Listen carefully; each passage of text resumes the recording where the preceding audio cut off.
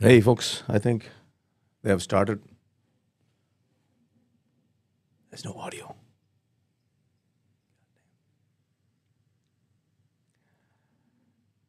Yes, give me a second.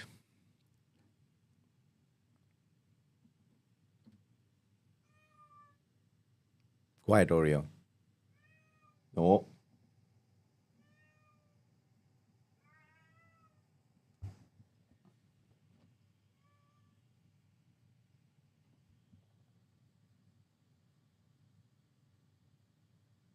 People dedicated to the principles of rationalism and scientific inquiry among our fellow members. Our daily disclosures include collisions of the worlds, both the Indian subcontinent and American uh, aspects. We explore the cutting edge of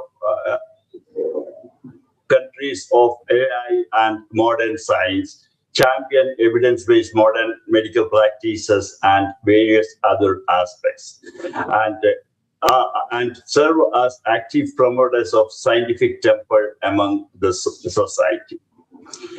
At the same time, we cast a skeptical eye on astrology and various pseudoscientific practices that have shadowed us from the homeland. From analyzing the socio-political landscape to dissecting the curious rituals we transported to the USA as we came across to this nation. Okay. We remain a community dedicated to the pursuit of objective truth.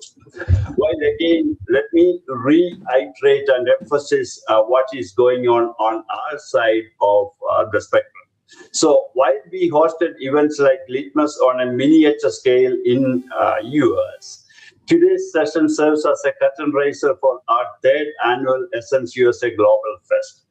We are heading to Dallas on May 30th, where our guest of honor this time will be Professor T.J. Joseph. To follow up the previous successful meetings, including our Chicago session last year, we had Abhilash Mohanan, the Madhubhumi orator, and Tommy Sebastian from Ireland. Our inaugural session in Detroit and Houston were launched by none other than Ravichandran C, who has dedicated the vast majority of his life to promote scientific temper across the globe. Today, however, we focus on the fallout of recent debate between Dr. Abby Philip and Dr. Vasundhara as titled Is Ayurveda Pseudoscience? CR, you had a Herculean task of moderating that session, which has already racked up a phenomenal 170K plus views in a week or so. To be blunt, you were essentially presiding over the masterclass in logical fallacies and regular intervals. It's really bad. I have to ask, how hard was it to keep a straight face while the evidence shifted from data to folklore? At what point does neutrality start feeling complexity for you? Thank you, Manoj, for having me. And okay, we are here for the post-debate analysis. You rightly named it as after party. The interesting thing about the debate is, as a moderator, the condition, like even before the debate, we had a discussion with Dr. Vasundhara Sajaneni, because she showed great interest in debating, but at the same time, she had a set of conditions all the time. So we were actually very patient. We were very accommodative because we actually really wanted this debate. Because people, like when you talk about homeopathy or even naturopathy or acupuncture, people really agree that people at least have think that there is a possibility of it being a pseudoscience. But unlike those disciplines, Ayurveda, people think there is something in it. It's at least some people say that it's a proto-science. So like we had to go through a lot of mail back and forth. I think the person who was constantly communicating with her had a very hard time convincing her that the moderator will be neutral. but still she kept on saying that the moderator was chosen by Dr. Abby, and because I unfortunately happened to have done some debates with Ayurveds, she said that was really very hard convincing her that Stuck. so it was really very hard convincing her that like I'll be unbiased. And that's how we came up with the debate. Like we even set the rules beforehand, and we even exchanged mails saying how it is going to be, but still she was confused about the whole thing. And she was very particular that the moderator doesn't intervene at any time, and I kept my mouth completely shut during that 40-minute back and forth session, and I was just staring at the screen, that's all. So that's how it was. Like it was very easy for anyone to point out a lot of logical fallacies in between, but that's a different story. But I cannot like speak that I was in such a condition. Yeah. Thank you. And interestingly, as a spectator, I could see that difference on your face, Karanam. Suddenly, all of a sudden, you were like you were in Mars, staring at, Earth or something like that. So we could read that, but unfortunately, either fallacy filled debate ആയിപ്പോയി കാരണം ആ കുട്ടി ഒരു പക്ഷേ had immaturity. Flipped into Malayalam. Whatever that is. But she should have at least seen stick to a language. Few debates with respect to this and things like that. I think a lack of preparation in rather a better word for this. അപ്പം അത് എന്തായാലും ഒരു രസം കൊല്ലിയായി പോയി എന്ന് എനിക്ക് തോന്നുന്നു. പക്ഷെങ്കിൽ overall, I'm sure with the kind of reach it had over the last week, this is going to get to some, places where at least, it will showcase what Dr. Abby Philip was pointing out specifically.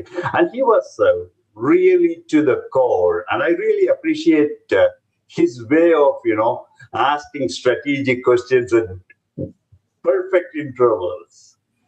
So, yeah, please. Yeah, it was really interesting. The most important thing that I feel about all Ayurveds is that they all have a problem with sunk cost fallacy, because they have invested almost 5 years for their undergraduate program, and then for the postgraduate program they spend around 2 years. So total of 7 years is lost. So even if they understand at some point that it's a pseudoscience, they only the only option is to go ahead with whatever they have invested in. So that is the most important thing. Like there is no turning back. They have already invested so much time and effort learning this pseudoscience. Like the interesting thing is that in +2, for writing the NEET examination, they have to write a question in the +2 syllabus. I think it's important that they have to write a question. Our man has some issues. CR has connection issues. Looks like you lost the connection. Yeah, I don't know that. Yeah, it's not the problem with the internet connection. Something is not right with StreamYard and my system. I don't know why. So once William Harvey discovered blood circulation, there is no point in discussing about humoral theories. That is what they learn and they write for the NEET examination. And after that, they have to learn about all the Vata, Pitta, Kabha and all these humoral theories. They go back to Panchabhuta Siddhantas. They only think about all these 5 elements, and this is the problem. So they have conflicting ideas. They don't know how to relate physics, chemistry, and biology with their understanding of physics, chemistry, and biology with Ayurveda. It is not possible. And according to my understanding, they don't even learn biochemistry. That is the biggest issue, because when we talk about molecules, they need to understand biochemistry, and they don't learn biochemistry. That is the most important thing that we have to keep in mind. And interestingly, homeopaths learn biochemistry, but I don't know how they correlate these things. So it's very interesting. So sunk cost fallacy is one major thing. And the interesting thing is that they're not taught the scientific method. So they keep falling back to whataboutery all the time. They will always say that allopathy has this problem. They have withdrawn this medicine and things like that. So throughout the debate, you can see that it's only whataboutery, and she doesn't even talk about Ayurveda. She says that like people who are watching, and even Dr. Abby doesn't know the A of Ayurveda, so there is no point in explaining. So in the first place, why did she come for the debate? That is the most simplest question that we can ask. The blunt she asked the question like Ayurvedic knowledge is ChatGPT and Gemini or some other AI platform.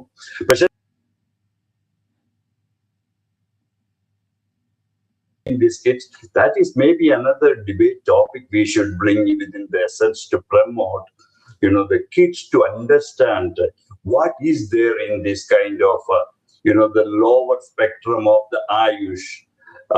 അത് ഈ കുട്ടികളെ നമുക്ക് blame ചെയ്യാൻ ഒക്കില്ല അതിന്റെ ഇത് practical aspects നോക്കിയാൽ കാരണം on the NEET exam if they are by 1 or 2 points they categorized into this Ayush arena അല്ലേ അപ്പം ഞാൻ ചോദിക്കുന്നത് അതൊക്കെ പ്രൊമോട്ട് ചെയ്യാനായിട്ട് നമുക്ക് ചെയ്യാൻ ഒക്കുന്ന ഒരു കാര്യം we can educate them saying that നിങ്ങൾ ഈ ആയുഷ് ഇത്രയും ഗവൺമെന്റ് പ്രീച്ച് ചെയ്യുന്ന ഒരു കാര്യവും ആയുഷ് മിനിസ്ട്രിയിലെ ഞാൻ ഇതിന്റെ ഒരു റിസർച്ച് ഒരിക്കൽ നടത്തിയപ്പം they spent about 30,000 crores the last 10 years on Ayush aspects where they couldn't even come up with one peer-reviewed article in a leading magazine. അപ്പം നമുക്ക് ഈ കുട്ടികളെ മനസ്സിലാക്കാൻ ഒക്കുന്ന ഒരു കാര്യം എന്താന്ന് ചോദിച്ചു കഴിഞ്ഞാൽ why can't if Ayurveda is all that good why are the top 10 is not getting into Ayurveda versus why is only the bottom line? So if you are in the bottom 10 or bottom line, can you rewrite the exam one more time to get into where you need to, or the government itself abandon the entire practice, which is not going to happen in the near future because it's such a lucrative market. You are frozen again. Manoj has to stick to either English or Malayalam. Yeah, I can hear you. Here it's not breaking. I don't know why the feed that is going out is breaking. Anyway, ശരിയാണ് മനോജ് പറഞ്ഞതുപോലെ ഏറ്റവും താഴത്തെ ഒരു വളരെ ചെറിയ മാർക്കുകൾക്കാണ് ഇവർ ഇതിനകത്തോട്ട് പെട്ടു പോകുന്നത്. പോയി കഴിഞ്ഞാൽ പിന്നെ there is no other option. കാര്യം ഞാൻ പറയുന്നത് അതിന് മുമ്പ് മനസ്സിലാക്കിയിട്ടുള്ള സയന്റിഫിക് മെത്തേഡ്. എൻ്റെ അമ്മേ ഇതെന്തു വന്നത് വീണ്ടും സ്റ്റക്കാണ്. വെറും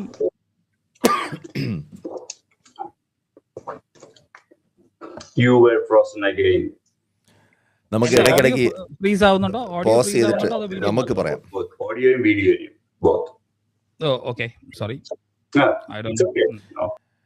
അല്ല നമ്മളൊക്കെ ഈ നടത്തിയ ഈ പ്രവർത്തനത്തിൻ്റെ ഭാഗമായിട്ട് തന്നെയാണ് ഇപ്പോൾ ആയുർവേദക്കാർ ഇത് വിട്ടു പോകുന്നത്. ആയുർവേദത്തിൽ കുട്ടികൾ ചേരാത്തതിൻ്റെ മെയിൻ റീസൺ കഴിഞ്ഞ ഒരു ഏകദേശം ഒരു 7-8 വർഷം കൊണ്ട് നമ്മൾ എസൻസിൻ്റെ പ്രവർത്തകർ പലരും തുറന്ന് ഇത് കപടശാസ്ത്രമാണെന്ന് പബ്ലിക്കായിട്ട് പറഞ്ഞത് കൊണ്ട് തന്നെയാണ്. അപ്പോൾ we have been doing a great service to the community. It's not that we are starting this like just from this one debate. We've been doing this quite often. But the only problem is we need to do this in English. We need to do these debates in English, in the kind of English that North Indian people can understand. Not, you cannot do Malayalam shows and expect them to follow what we are trying to communicate. I think that's the problem. അപ്പോൾ ഈ Emily റോസ എന്ന് പറയുന്നത് ഒരു 4th grade student ആണ്. ആ 4th grade student ആണ് വളരെ reputed ആയിട്ടുള്ള സയന്റിഫിക് ജേർണലിനകത്ത് ജാമയിൽ ഒരു സംഗതി റേക്കി തെറ്റാണെന്ന് തെളിയിച്ചത്. അപ്പോൾ she was just A 4th grade student when she did that. അപ്പോൾ ഞാൻ പറയാൻ കാര്യം എന്ന് പറഞ്ഞു കഴിഞ്ഞാൽ അപ്പോൾ ഒരു ആയുർവേദക്കാരിക്ക് വേണമെങ്കിലും പേപ്പർ വേണം. പക്ഷെ അവർക്കുള്ള പ്രശ്നം ഈ ചരകനെയോ ശുശ്രതനെയോ എന്തെങ്കിലും തെറ്റായി പോയിട്ടുണ്ടെങ്കിൽ അത് തിരുത്താനുള്ള ഓപ്ഷൻ അവർക്കില്ല എന്നുള്ളതാണ്. ഫണ്ടമെന്റൽ പ്രോബ്ലം ആണത്. അപ്പൊ അത് കാരണം അവർക്ക് തിരിച്ചു പോയി ഇപ്പൊ നിങ്ങൾ പറഞ്ഞ 360 L അല്ല 206 L ഉള്ളൂ മനുഷ്യ ശരീരത്തിൽ നിന്ന് അവർക്ക് തിരുത്താനുള്ള ഓപ്ഷൻ ഇല്ലാതാവുന്നു എന്നുള്ളത് ഒരു വലിയ പ്രശ്നമാണ്. അപ്പൊ സയന്റിഫിക് മെത്തഡോളജിയെ പറ്റിയുള്ള ഒരു ധാരണ പ്രശ്നം ത്രൂ ഔട്ട് ഡിബേറ്റ് എനിക്ക് തോന്നുന്നു അത് കാണാൻ പറ്റിയെന്നാണ്. അതായത് ഏത് ഡിസിപ്ലിനോ ആയിക്കോട്ടെ നിങ്ങൾ ഫോളോ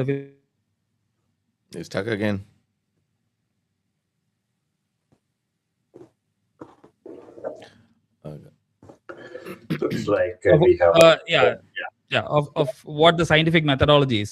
അപ്പോൾ നമുക്ക് ഏത് ഡിസിപ്ലിനായാലും അതിനെ പറ്റി ഒരു ഇതുണ്ട്. പക്ഷേ ഈ ആയുർവേദത്തിന് അത് കിട്ടുന്നില്ല എന്നാണ് ഞാൻ മനസ്സിലാക്കുന്നത്. അതാണ് അതിനകത്തുള്ള ഒരു മെയിൻ പ്രോബ്ലം ആയിട്ട് ഞാൻ കാണുന്നത്. Okay, so let me ask you another question about that debate in particular, because Dr. Vasundhara spent significant time attacking Dr. Abhi, calling him bro, dude. Those are, absolutely, between friends, an evening get together or something you could do. You can call a dude or bro. But I've never seen anywhere in a debate decorum anyone else using those kind of silly words to address the opponent. So, what do you think of those kind of things? Is that something, as a moderator, you need to promote, or as a debater, she should understand this? What's your take on that? Yeah, that was very unprofessional, and I would say even unethical. For in a debate, like when you do a serious debate, you have to respect your opponent. Throughout the debate, you have to respect the opponent, and you should be only attacking the ideas, and not the not the person. But that was not like she was constantly reminding Abby about the decorum of the debate, and she was the one who didn't follow that, unfortunately. So that is what I felt. Addressing, yeah, Sorry, please. yeah, that's what I felt. Like she could have been, she should have been a little more serious about the debate. She should have prepared. She should have addressed the opponent as Dr. Abby, rightly, and not bro or dude or something like that. In fact, the factual fact is, ഞാനായിരുന്നു ആ അവസരത്തിലെങ്കിൽ, if it was me, if someone does that, if I was speaking, I would call her babe. If somebody calls you the dude, you respond with babe. It's an equal opportunity world, where we give and take respect and get down to the same level. If she wants to call you a dude, don't don't hold back. Just do it. സംസ്കാരം പൈതൃകം അതെല്ലാം അവിടെ workout ആകും. within our discussions, including RC, pretty much in every discussion, he'll say that, hey, goalpost is your target, not the goal. Exactly. But when it comes to this Ayurveda or this pseudoscience spectrum. In the meantime, let me just നമ്മുടെ സനാതനൻ ഇവിടെ ഒരു club ഹൗസിൽ ഒരു comment ഇട്ടിട്ടുണ്ടായിരുന്നു, which says there are many North Indians who might be ready for debate. We should start our Science Brigade English version. For those who are listening, we still have that group where a lot of Malayalis and scientists, people who are working in science departments as scientists and heads of departments, they were active in this informal group. We never advertised, or we never came forward with promos.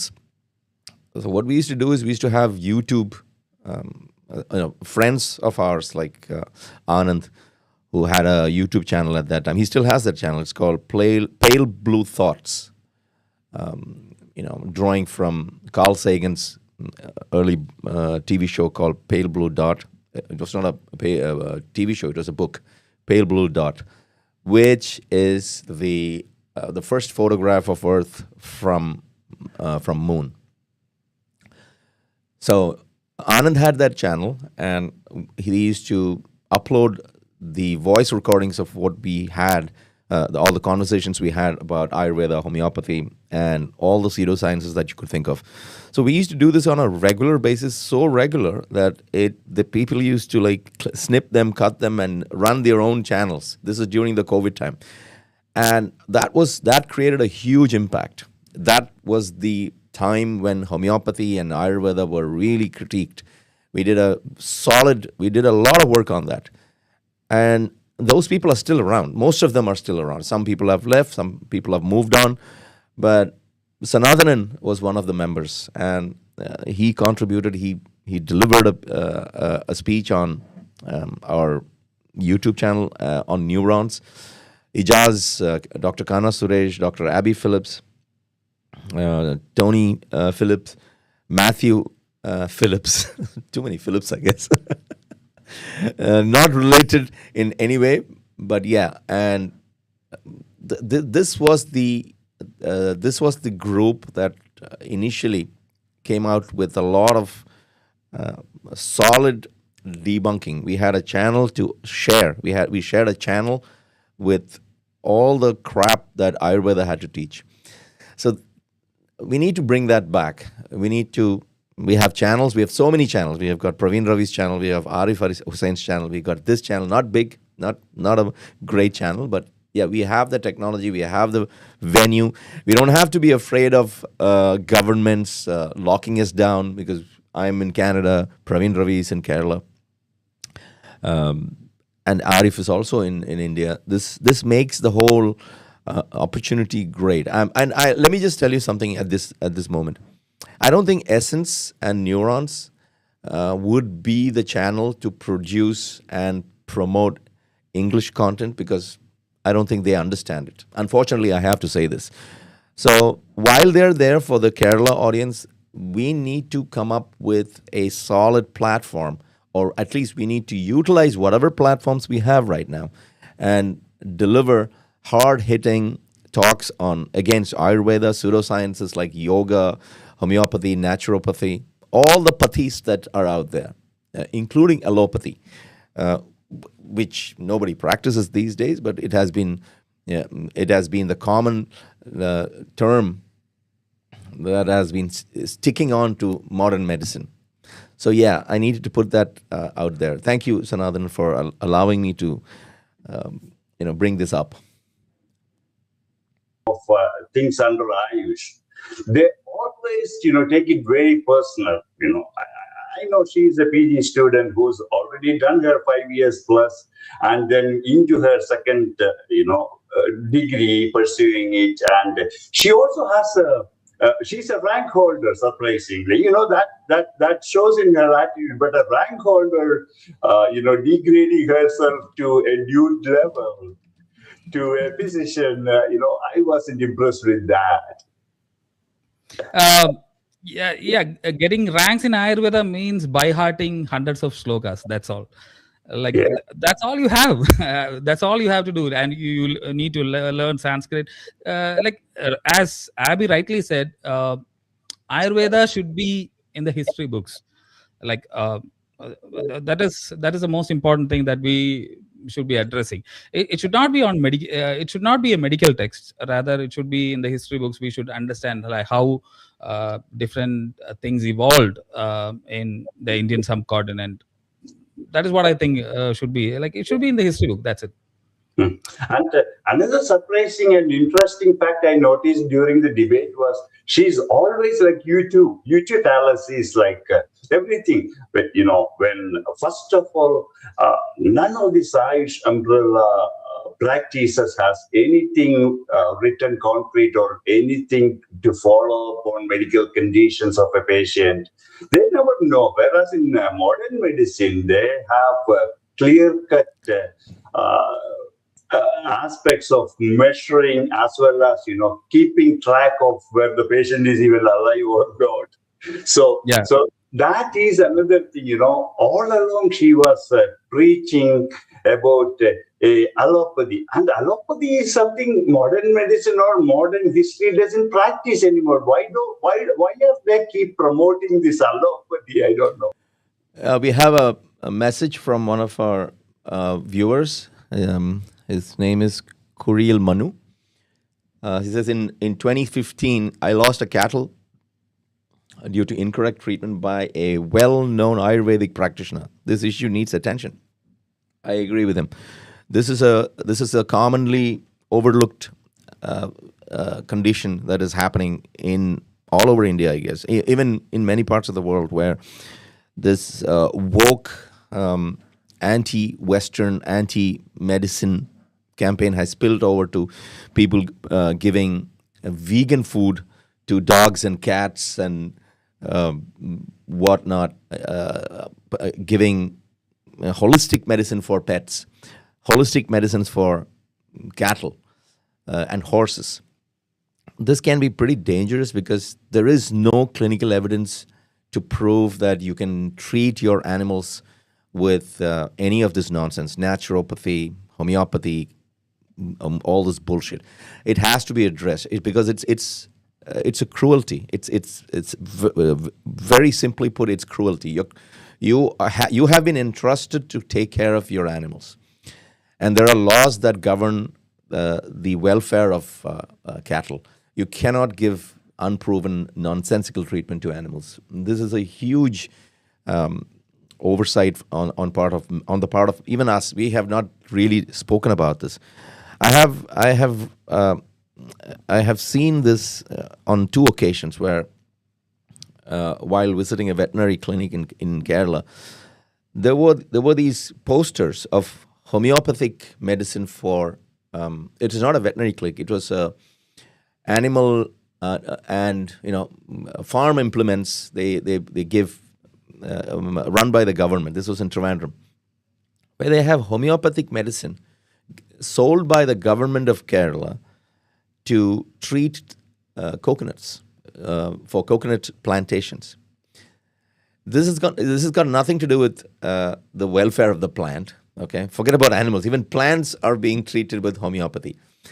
It's absolutely appalling to see that people would spend their hard-earned money to treat their whatever condition the plants have, or the trees, their plantation, because this is like, I'm sure they're quite expensive to maintain. And why would you treat your trees with unproven sugar water? This is just basically nonsense, and this is what I have seen. So, and the same goes for animals. So yeah, I needed to put that out there. Do you have anything to say about that? Yeah, allopathy is actually an ancient heroic practice which nobody does right now, and some of the techniques are still used by Ayurveds, not by any modern medical practitioner.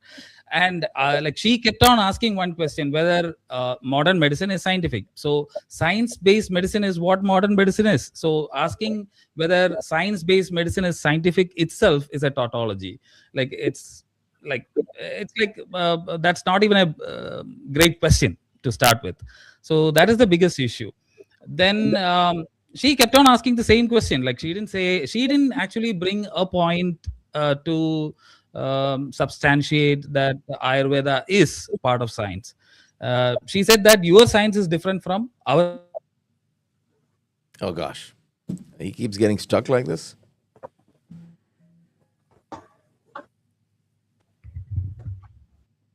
So that is what I felt. Okay, I have a question from audience, and Neeraja Jainithin. Sorry if I butchered your name. Turmeric, they are almost. Okay, so her question is, when Dr. Abi mentioned about consensus guidelines, she was just twisting and turning her tongue and didn't even wanted to address that point. This is not our stamp. Oh, she's mentioning a timestamp at 44:37 seconds. So, Shah, if you can play that video, that would be helpful before Chandra CR can answer that. Sure. Almost like 11,000. 11,000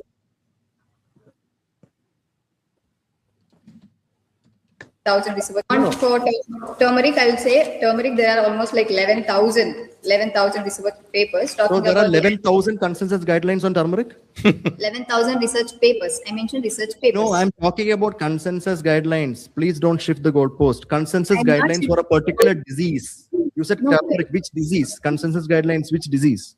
It is on metabolic syndrome, cancer, diabetic mellitus. Which cancer?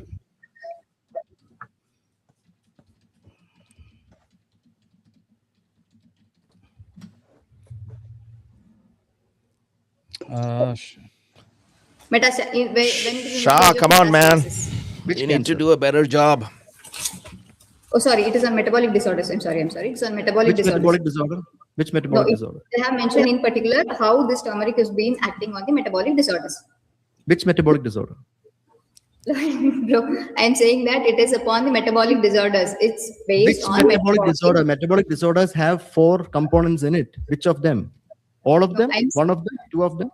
They have in the title saying as metabolic disorders. So you only read the titles? You don't read the paper?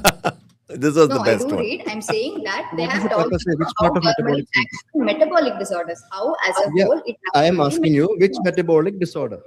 Simple question. Shah അതൊന്ന് I'm expand saying ചെയ്യ്, it is on വലുതാക്കി. metabolic ഇത് disorders. എന്തോന്നത്? Like they didn't classify that. Okay, so this you don't is know. We don't need to Yes, see your viewing history. Okay, I think Please ഇവിടെ go ahead, Sia. ഇവിടെ ഒരു ഞാനൊന്ന് pose ചെയ്യട്ടെ. I think this ഇതിലൊരു സംഗതി വന്നിട്ടുണ്ട്. ഞാൻ ഇതിലൊരു കമൻറ്റ് വായിച്ചു തരാം. അവൻ്റെ പുള്ളിയുടെ പേര് ഡിങ്കഭക്തൻ ഝ ന ഝ. എന്താണത് പുള്ളി ചോദിക്കുന്ന ചോദ്യം? This is the question. I will just drag it to the screen.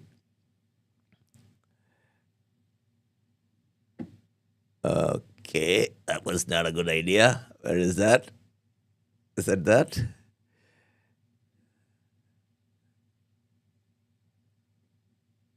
Yeah.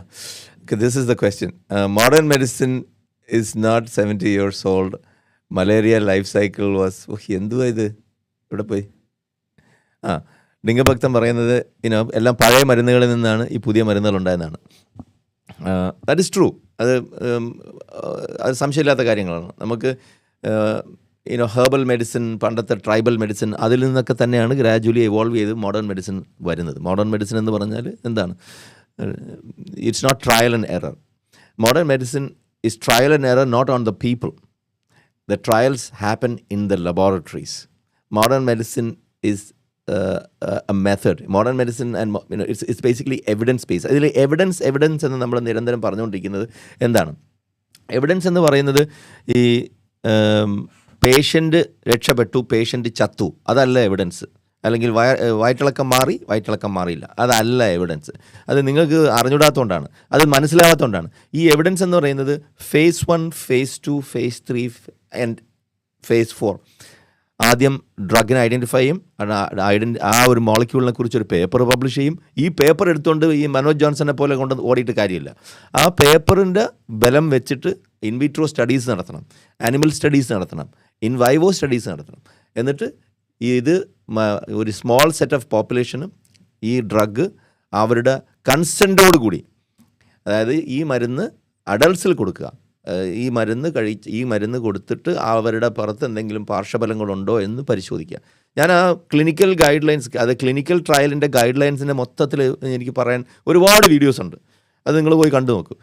അതാണ് എവിഡൻസ് ബേസ്ഡ് മെഡിസിൻ എന്ന് പറയുന്നത്. അല്ലാതെ തെക്കേതിലെ ശാന്ത ചേച്ചി ഇത് മരുന്ന് കഴിച്ചിട്ട് മൂലക്കുരി മാറി എന്ന് പറയുന്നത് അല്ല evidence. If you cannot understand that, we are barking up different trees. Let me continue with our thing. It was one of the turning point in the debates, because she like Abby didn't have to actually give any counter argument at all, because she was everything was self-explanatory, because she was just like making everyone who is watching the debate understand that this is what Ayurveda is, and this is how shallow the knowledge is, because she doesn't even know the difference between scientific papers and consensus guidelines. That is the first thing. Next thing is that she doesn't know how the classification of cancer is done. Like, she is a professional, she's a professional treating patients, and she doesn't know the classification of cancer. She says that, okay, it's metastatic cancer. Then she goes to metabolic syndrome. So this is this itself is a clear indicator that this is the point at which Abby won the debate. It was a debate stopper. She was telling everyone that this is how shallow the depth of Ayurveda is. She doesn't know any classification. See, she says there are around 11,000 papers in turmeric. But see, scientific studies can be in silico, in vitro, in vivo, and in humans, and even in clinical settings. So there are a lot of studies happening. CRG, get a better connection, Excuse man. us for the technical difficulties, and let me thank Neeraj for asking the wonderful question while CF gets back in action.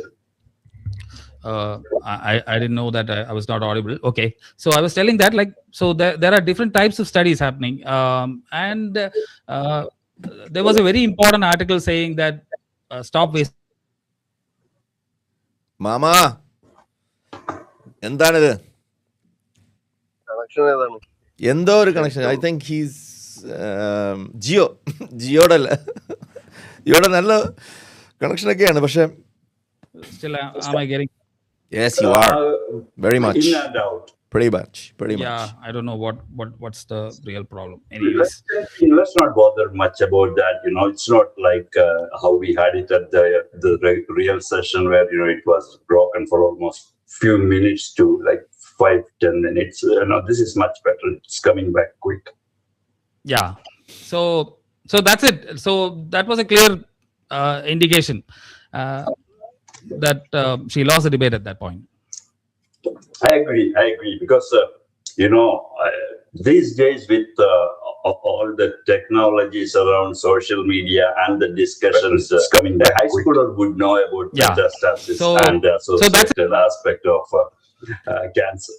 Okay, metastasis itself is not cancer. It's like how the cancer spreads around, right? So Exactly. even that, I can imagine how shallow her knowledge in that area, where Abhi doesn't have to dive. I think it's not just her problem, it's the problem with what they learn. In Ayurveda, they don't have to learn about all those things. Arbuda, that is more than enough. Yep. And then, interestingly, what I also noticed that was she quoted at least, 10 to a dozen or more papers. She says that, this is published in this journal, that journal, but I've never, I don't read every one of the medical journals or anything because it's not my profession. However, I kind of glance through. I have even a subscription to a few of the leading ones like Nature and few others. But I've never seen historically in the last 25 years any papers on Ayush aspects in any of the leading journals. Even, if you take the New England Journal of Medicine, the British publication, they are one of the leading authorities. I've never seen any of those. So what do you think about this aspect of their claims?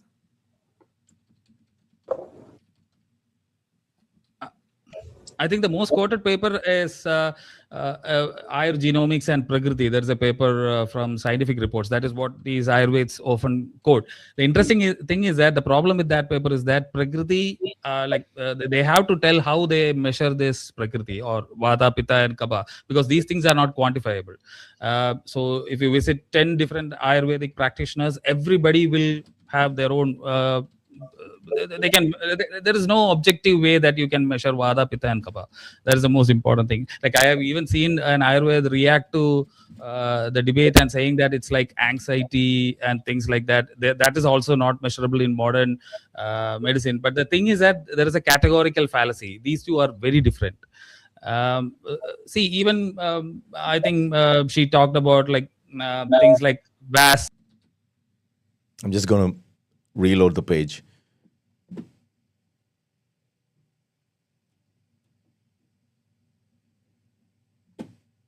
Messes with your results. So doing a placebo control trial is very difficult because, see, even for example, you have you heard a particular kashayam, you have to give a placebo as well.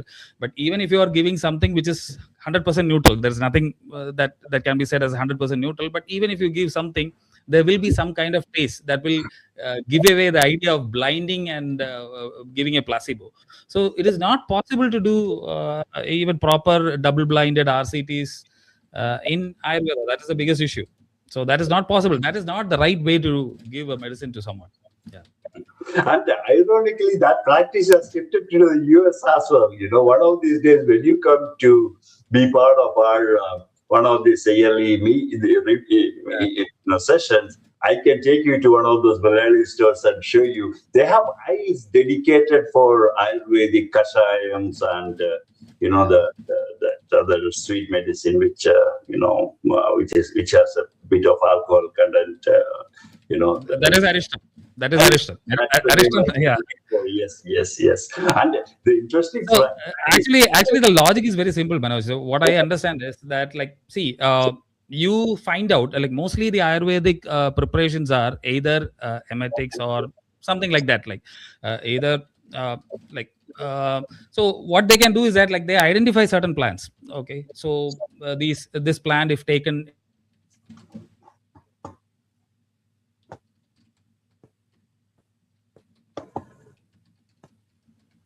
so these are certain observations that these guys had long back.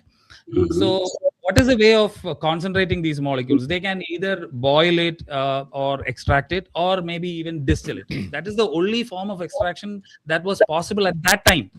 So I don't have a complaint with people who was practicing Ayurveda at that time. That was the only option of isolating these things, or maybe even concentrating or making something more rich. But today we have technology to isolate even a single molecule.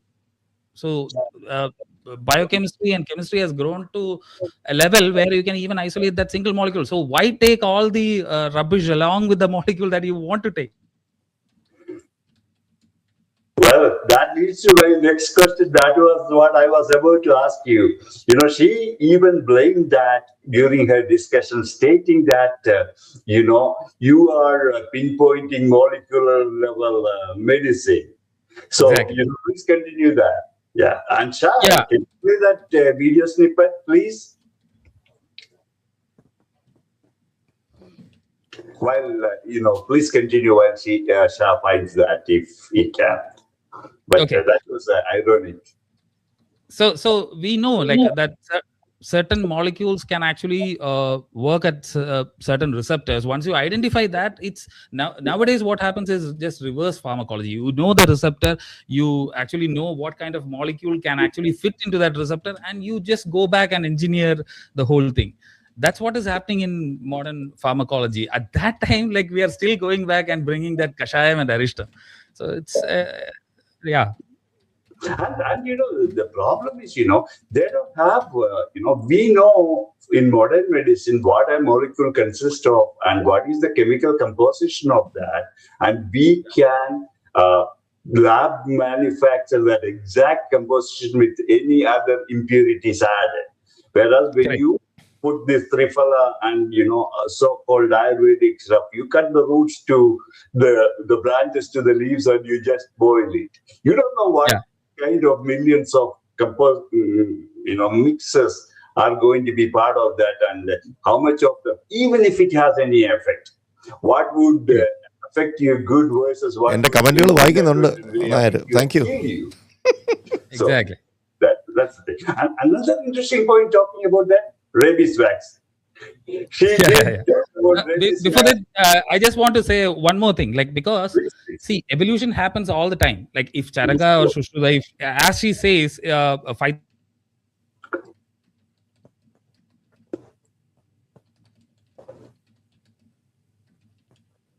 Oh, some kind of disease. So if they have isolated or found out a molecule way back, now after 5,000 years, the plant has evolved into something else. The molecules have changed a lot. So that same thing will not work for this, even if it is written there. Yeah, I think I'm going to get a question, so let me just get that. And then evolution, that's a very interesting subject. They all touch on evolution, but always forget that, the definition of evolution, because they just want, and especially people like Edward Jenner, having his vaccination in 1795, the determination aspect of it. Even a high school kid knows you guys need to grow beyond Edward Jenner when it comes to your medical practices. So that's, interestingly, another thing I noticed typically among many of them. Yeah. Let me see if I have the question. Shai is going to play that video snippet. Let's listen to that.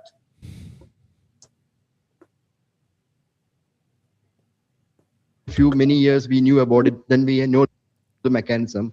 You are exactly telling how science works. Isn't it beautiful? You observe, you test, you analyze, you validate, you replicate, then you identify a lot of things. So peptic ulcer disease, by the way, that person won the Nobel Prize in medicine. Barry Marsh, he won a Nobel Prize in medicine. Who in Ayurveda has done anything like that? No one. Zero. Nobody will do, nobody will ever do. So just leave it that side. Okay. Second thing. No, please listen to me. You have to listen to me now. You have to listen to me now. You comparing a 70 plus science with a 20 plus science? Simple. Just simple. Until 1990s, if those epidemiologists didn't come and challenge that this should be evidence-based medicine.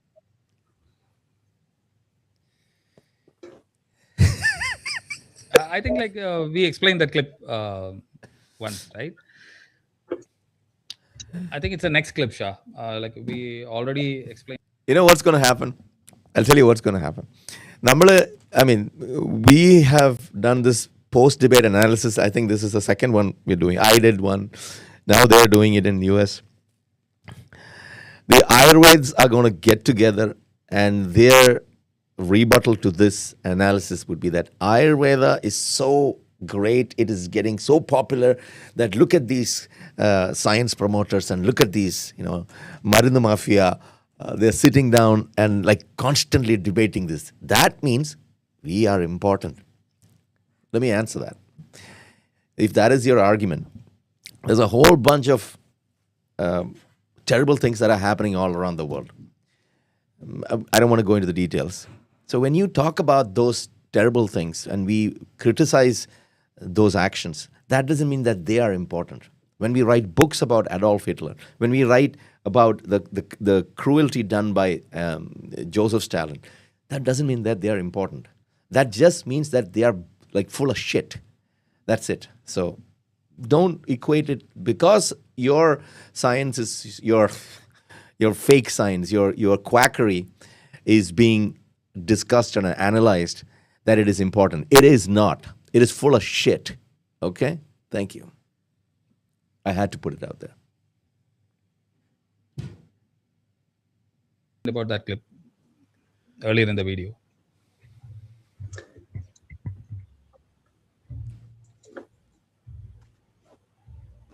Coming back to our talk, while Shah finds that out, but coming back to our earlier talk about Edward Jenner and other scientific discoveries. So the interesting fact is until autophagy was proven very recently in 2019 or so by a Japanese scientist, and he won the Nobel Prize that year for that. I used to remember his name. My age is preventing me remembering a few things. So given that, immediately every one of the religious aspect, people who jumped right in there saying that, oh, that's how we are doing this fasting. This is why it works. See, it's all scientific. So bits and pieces here and there, they just put that scientific branch into that. Right. I think you're talking about autophagy, where that happens all the time. Once, it's all about retrofitting things. Once you have a scientific discovery, they will find out where this thing can be fit exactly, and that's how these people do. Yeah, I also seen even videos about fasting saying that some Japanese scientists have already won a Nobel Prize for autophagy, and this is the same thing that we have been discussing for the last millennium. And we have seen this a lot of same thing happens with Ayurveda also. Yeah, and surprisingly, most of these Ayush defenders, when it comes to Ayush aspects, they would ask a simple, straightforward question: are you better than the government of India? Are you better than the Ayurvedic doctors, homeopaths, and all of them put together? So, how do you all deal with these challenges? Actually, that's a very interesting question. That people have a notion that whatever government promotes or government institutions give you as a service is all scientific. That is actually a very big no. For example, I'll give you a very simple, very straightforward example. Like in Kerala, we have Bevco, Beverages Corporation, and they sell alcohol. Okay. So that doesn't make and it's a government sponsored thing, so it doesn't make it scientific. Simply the government's job is to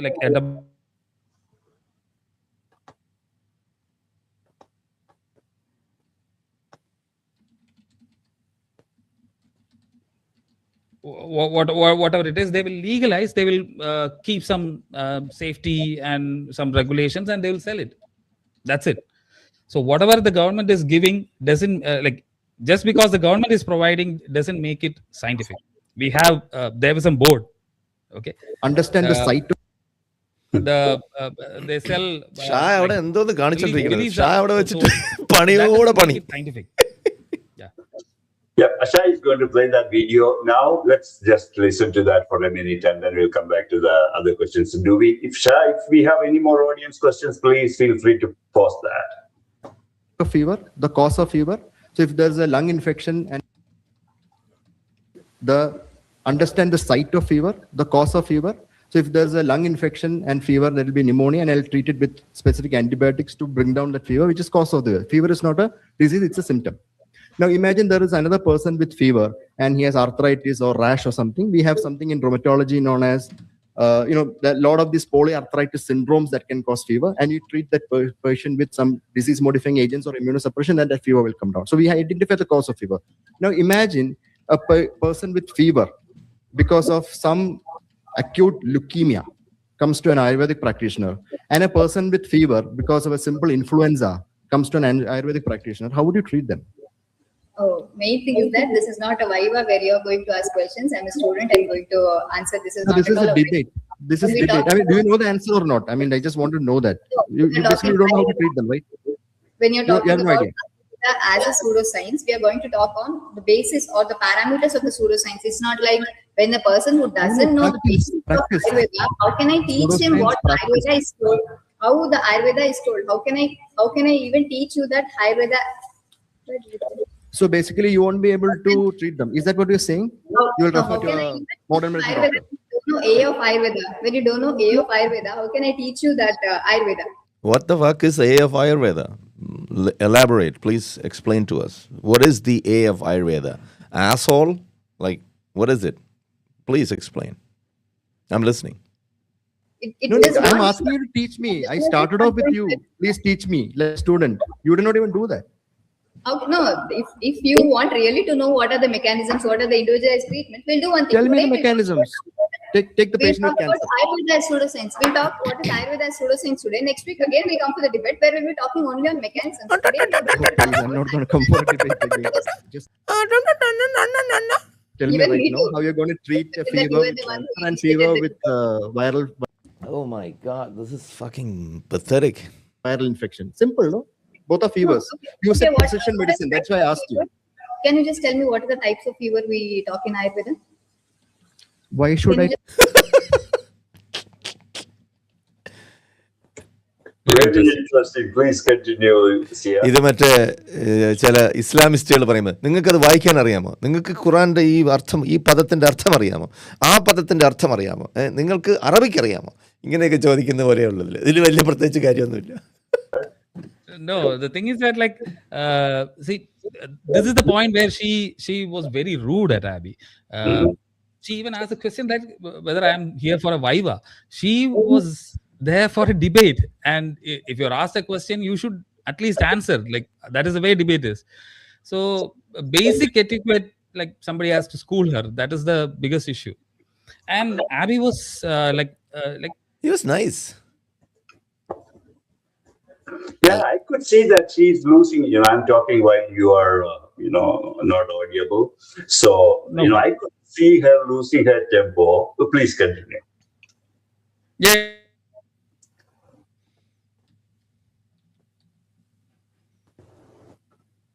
I think we have another glitch here. So basically, glitch. So Abby was asking what are the different types of fever, that how fever is classified in Ayurveda, and she didn't say a thing. Then Abby kept on saying about how differential diagnosis is done in modern medicine. How do they differentiate between a fever from pneumonia or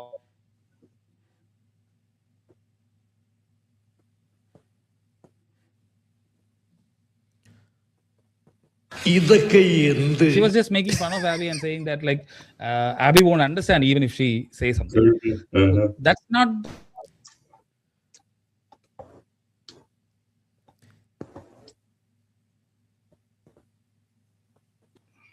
Yeah, that's what I feel about the whole thing. Yeah. And interestingly, these questions could come from the patients as well. I haven't done much of, medical visits in India other than, at times I go for Ayurvedic massages, which I don't consume anything, which I do for my 2 monthly massages for my body's well-being. So given that, the thing is,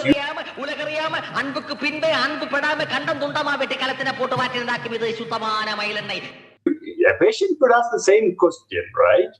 So when the patient asks, she is responsible to answer that question specifically. Here, when you meet a doctor, Manoj അണ്ണൻ പറഞ്ഞു തീരട്ടെ. House പറഞ്ഞോ, you can speak. അത് pose ചെയ്തിരിക്കുക. Okay, thank you. Hey, actually, I think we had already discussed regarding this debate and all. നമ്മളിതൊന്നും വളരെ detail ആയിട്ടൊന്നും സംസാരിച്ചാണ്. നമ്മൾ discuss ചെയ്ത് ഇതിനെ കൊന്നതാണ്. ഇനിയിപ്പോൾ ഇതിൽ പ്രത്യേകിച്ചൊന്നും പറയാനില്ല. ഞാൻ വെറുതെ ഇത് ഇവരുടെ അനാലിസിസ് ഒന്ന് കേൾക്കാന്ന് വിചാരിച്ചാണ്. Actually, it's a postmortem of the postmortem. Postmortem of the postmortem. Okay, and there is nothing further to discuss. Right, let me just continue. Actually, എന്തെങ്കിലും add ചെയ്യാനുണ്ടോ? Yeah, actually, I'll add one thing. See, actually, this debate is നമ്മളവിടെ ഡിബേറ്റിന്റെ അല്ലെങ്കിൽ ഡിബേറ്ററുടെ merit ഇതിൽ നോക്കേണ്ട കാര്യമില്ല. കാരണം obvious the reason is because ആയുർവേദത്തിൽ നിന്ന് debate ചെയ്യുന്നതിന് ദർ ഇസ് എ ലിമിറ്റ്. അപ്പോൾ ആളുടെ ഡിബേറ്റ് ആളുടെ പ്രശ്നമല്ല, അത് സോ കോൾഡ് വൂഡു ഇതിന്റെ പ്രശ്നമാണ്. Now the point is the sheer volume of audience that we got. അതാണ് നമ്മൾ ഇതിനകത്ത് കാണുന്നത്. നമ്മൾ ആക്ച്വലി ഇത് ശരിക്കും ഗിവൻ ഡോക്ടർ അബിയുടെ ഒരു പ്രൊഫൈൽ വെച്ചിട്ട് this bloody thing was watched by a lot of people outside Kerala. Exactly, and we need to do more of these. We need to to sit together. That's what I've been saying. Let's നമ്മൾ ഈ ചാനലൊക്കെ തുടങ്ങിയത് തന്നെ ഇതുപോലത്തെ discussions ഒക്കെ നടത്താനും എല്ലാവർക്കും വന്നിരുന്ന് സംസാരിക്കാനും. And but nobody has the time. Probably this is just a pastime for many people. But I seriously think that we should get back to what we were doing before. Yeah, actually that is the thing.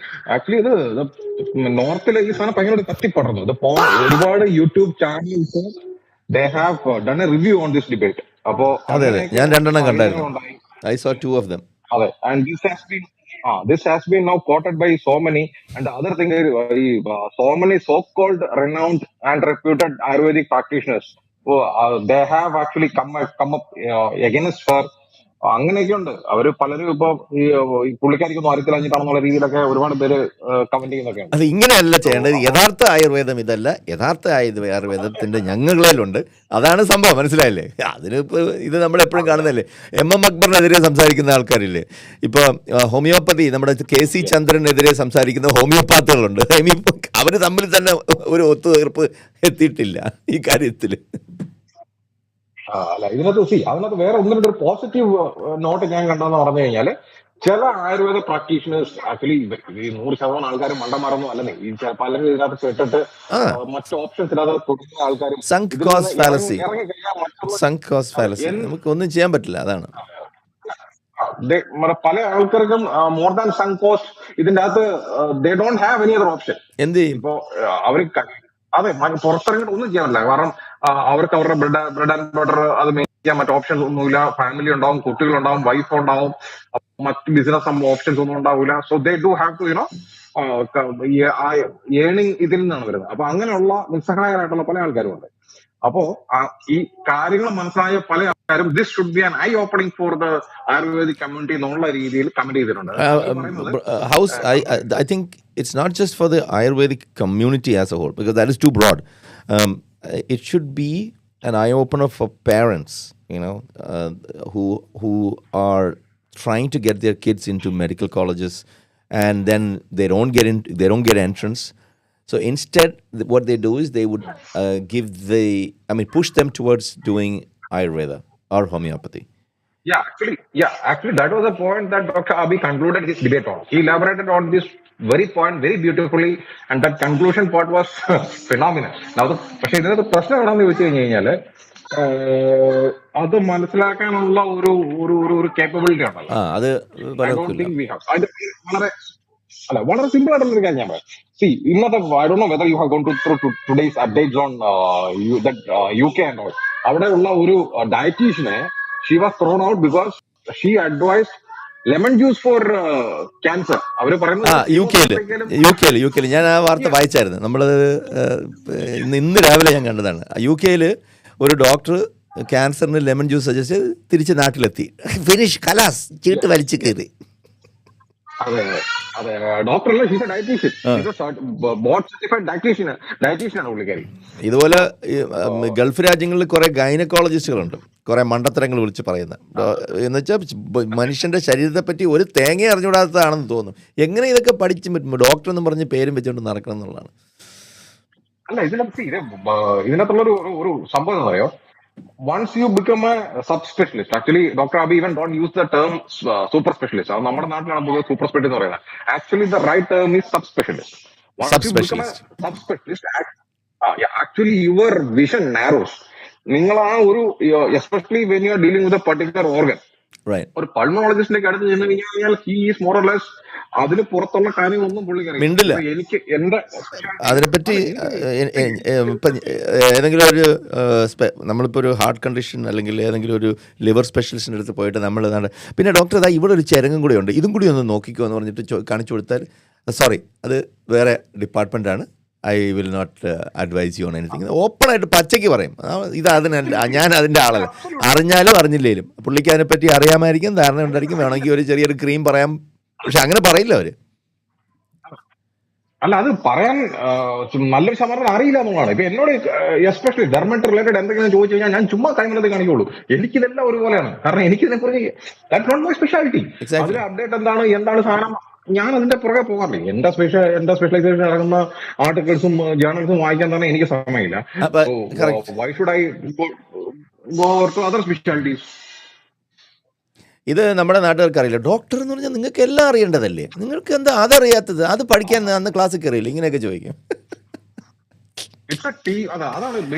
And they would be, many doctors, they feel embarrassed and so they would try to overcompensate by giving some kind of vague answers. അതും ചെയ്യരുത്. പറഞ്ഞാൽ ഇത് നമ്മുടെ area അല്ല. ഇപ്പോൾ software engineers കുറേ പേരുണ്ടല്ലേ. ഇപ്പം നമ്മുടെയൊക്കെ വീടുകളിൽ, I've been working in this shit for like probably 30 years. നമ്മുടെയൊക്കെ വീടുകളിൽ വൈഫൈ പ്രശ്നമൊക്കെ ഉണ്ടെങ്കിൽ നമ്മളത് പണിയാൻ പോവില്ല. ഇവിടെ കിട്ടുന്നില്ല, മോളിൽ കിട്ടുന്നില്ല. അപ്പോൾ അതിനൊരു സ്പെഷ്യലിസ്റ്റിനെ വിളിച്ചുകൊണ്ട് വരും, അവൻ കൊണ്ടുവന്ന് കറക്റ്റായിട്ട് ചെയ്യും. ഞാനിപ്പോൾ ഒരു തന്നെ വിളിക്കുന്നുണ്ട്, കാരണം ഇവിടുത്തെ കണക്ഷൻ ഇടയ്ക്കിടയ്ക്ക് പൊട്ടലും ചീറ്റലും ഉണ്ടെന്നുള്ള കസ്റ്റമേഴ്സ് അല്ലല്ലോ, നമ്മുടെ കസ്റ്റമേഴ്സാണ് ആക്ച്വലി നമ്മുടെ ഓഡിയൻസ് പറയാറുണ്ട്. അപ്പോൾ I don't need to mess with that. Don't fuck with things that you don't know shit about. That's as simple as that. Why would you do that? All right, let's get back to the... See, that's an important point. അത് actually ഒരു ആയുർവേദ അല്ലെ ആയുഷ് രംഗത്തുള്ള ഒരാൾക്ക് ഈ point accept ചെയ്യാൻ മടിയുണ്ട്. അത് ശരിക്കും again I am coming to the point, that is not അവരുടെ വ്യക്തിപരമായിട്ട് ആ വ്യക്തിയുടെ പ്രശ്നമല്ല. അതായത് ഇപ്പൊ എന്നെ സംബന്ധിച്ചിടത്തോളം എനിക്കറിയാം ഒരു പർട്ടിക്കുലർ സ്പെഷ്യാലിറ്റിയിൽ അല്ലെങ്കിൽ മെഡിസിനിൽ ഈ എന്താ പറയുക നെഫ്രോയില് ഒക്കെ ഇത്രയും വലിയ കാര്യങ്ങളുണ്ട്, ഇത്രയും കാര്യങ്ങൾ നടക്കുന്നുണ്ടെന്ന് എനിക്കറിയാം. So I am aware of my ignorance in other fields. ഈ ആയുർവേദ ആൾക്കാരെ സംബന്ധിച്ചിടത്തോളം ഇവർക്കറിയാൻ പാടില്ലാത്ത എന്തോരം വലുതാണെന്നുള്ള ഇവർക്ക് അറിയത്തില്ലെന്നേ. അതാണ് പ്രശ്നം. ഒന്നാമത് ഇവർ പഠിക്കുന്നതൊക്കെ ഈ ഉടായിപ്പ് സാധനം പഠിപ്പിക്കുന്നതേ ഉടായിപ്പ് സാധനങ്ങളാണ് മര്യാദയ്ക്ക് പഠിച്ച് മാർക്ക് കിട്ടാത്തതുകൊണ്ടാണ് ഇവർ ഈ ഒരു ഉടായിപ്പിൻ്റെ പുറകെ പോകുന്നത്. എന്നിട്ട് ഇവർ ഈ പഠിക്കുന്ന സാധനങ്ങളോ ഇങ്ങനത്തെ നോൺസെൻസുകൾ നമ്മൾ കഴിഞ്ഞ തവണ എല്ലാം എടുത്ത് അലക്കിയതാണ്. മാനസിക രോഗത്തിനുള്ള ചികിത്സ എന്താണ്, എത്ര തവണ നമ്മളിത് പറഞ്ഞ് മനസ്സിലാക്കിപ്പിച്ചു കൊടുക്കും. ഈ പേഷ്യൻ്റ് എന്ന് പറഞ്ഞ് ഇവരുടെയൊക്കെ മുമ്പിൽ പോയിരിക്കുന്നവർ ആദ്യം ചെയ്യേണ്ടത് ഈ ആയുർവേദം ബേസിക്കലി എന്താണെന്നും അതിൻ്റെ പുസ്തകങ്ങൾ എന്താണെന്നും ഒന്ന് പേജ് ഒന്ന് ഓൺലൈനിൽ ഫ്രീ ആയിട്ട് കിട്ടും, ഒന്ന് മറിച്ച് നോക്കുക. ഇതും പഠിച്ചിട്ട് ഈ തീട്ട സാധനങ്ങളും പഠിച്ചിട്ടാണ് ഇവർ വന്നിരുന്നിട്ട് നിങ്ങളെ ചികിത്സിക്കുന്നതെന്നുള്ള കാര്യം ഒന്ന് ചെറുതായിട്ടൊന്ന് ആലോചിക്കുക. ഈ ചരകനും ചുശ്രുതനും അഷ്ടാംഗ ഹൃദയത്തിൻ്റെ ഒക്കെ ഓൺലൈൻ കോപ്പി ഇംഗ്ലീഷിലും മലയാളത്തിലും ഒക്കെ അന്ന് അവൈലബിൾ ആണ്.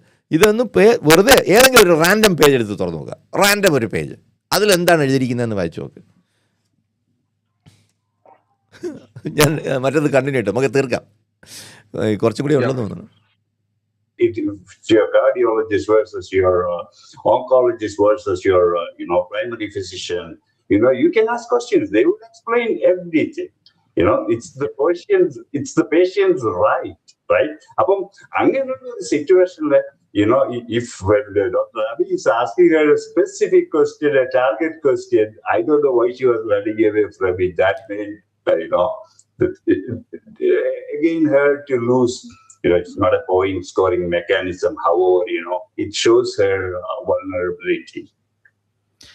Manoj, what I feel is that like people are very skeptic when you very skeptical when you actually go to a modern medical practitioner. They will ask all the right questions, and even like they will share some information about certain diseases that they gain from the internet. Also, they will ask a lot of questions. They are very skeptical. Their approach is right actually, and a doctor is supposed to explain everything to a patient. But when you go to an alternate practitioner, you don't expect any answers from them. They will just give you a sloka and say that like you don't understand this. They're happy. They are believers. They go there as believers. So like if you like suppose if you are going to you are a believer of Ayurveda, and if you are going to an Ayurveda doctor and he or she is reciting a sloga, you will say that, oh, okay, this is holy words from some ancient sacred text, and you will take it as it is. That is what happens. So whatever the patients, whoever is going there, they are all believers. They all believe that Ayurveda works for them.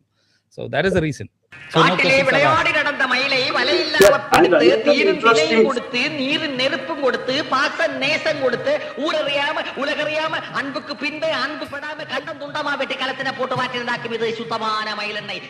Fact, to add to that is the Drugs and Magical Remedy Act of India of 1950 or 49, something like that. 54. It's like almost 75-year-old act that is never put in place for anything except modern medicine. Exactly.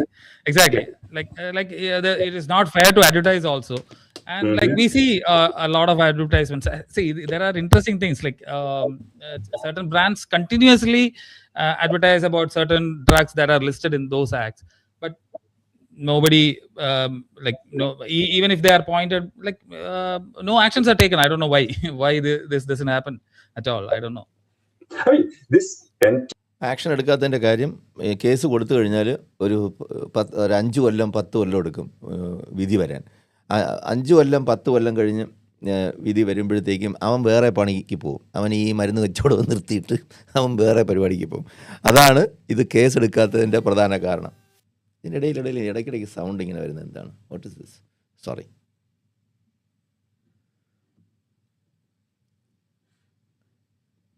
industry is a multi-billion-dollar business. Exactly.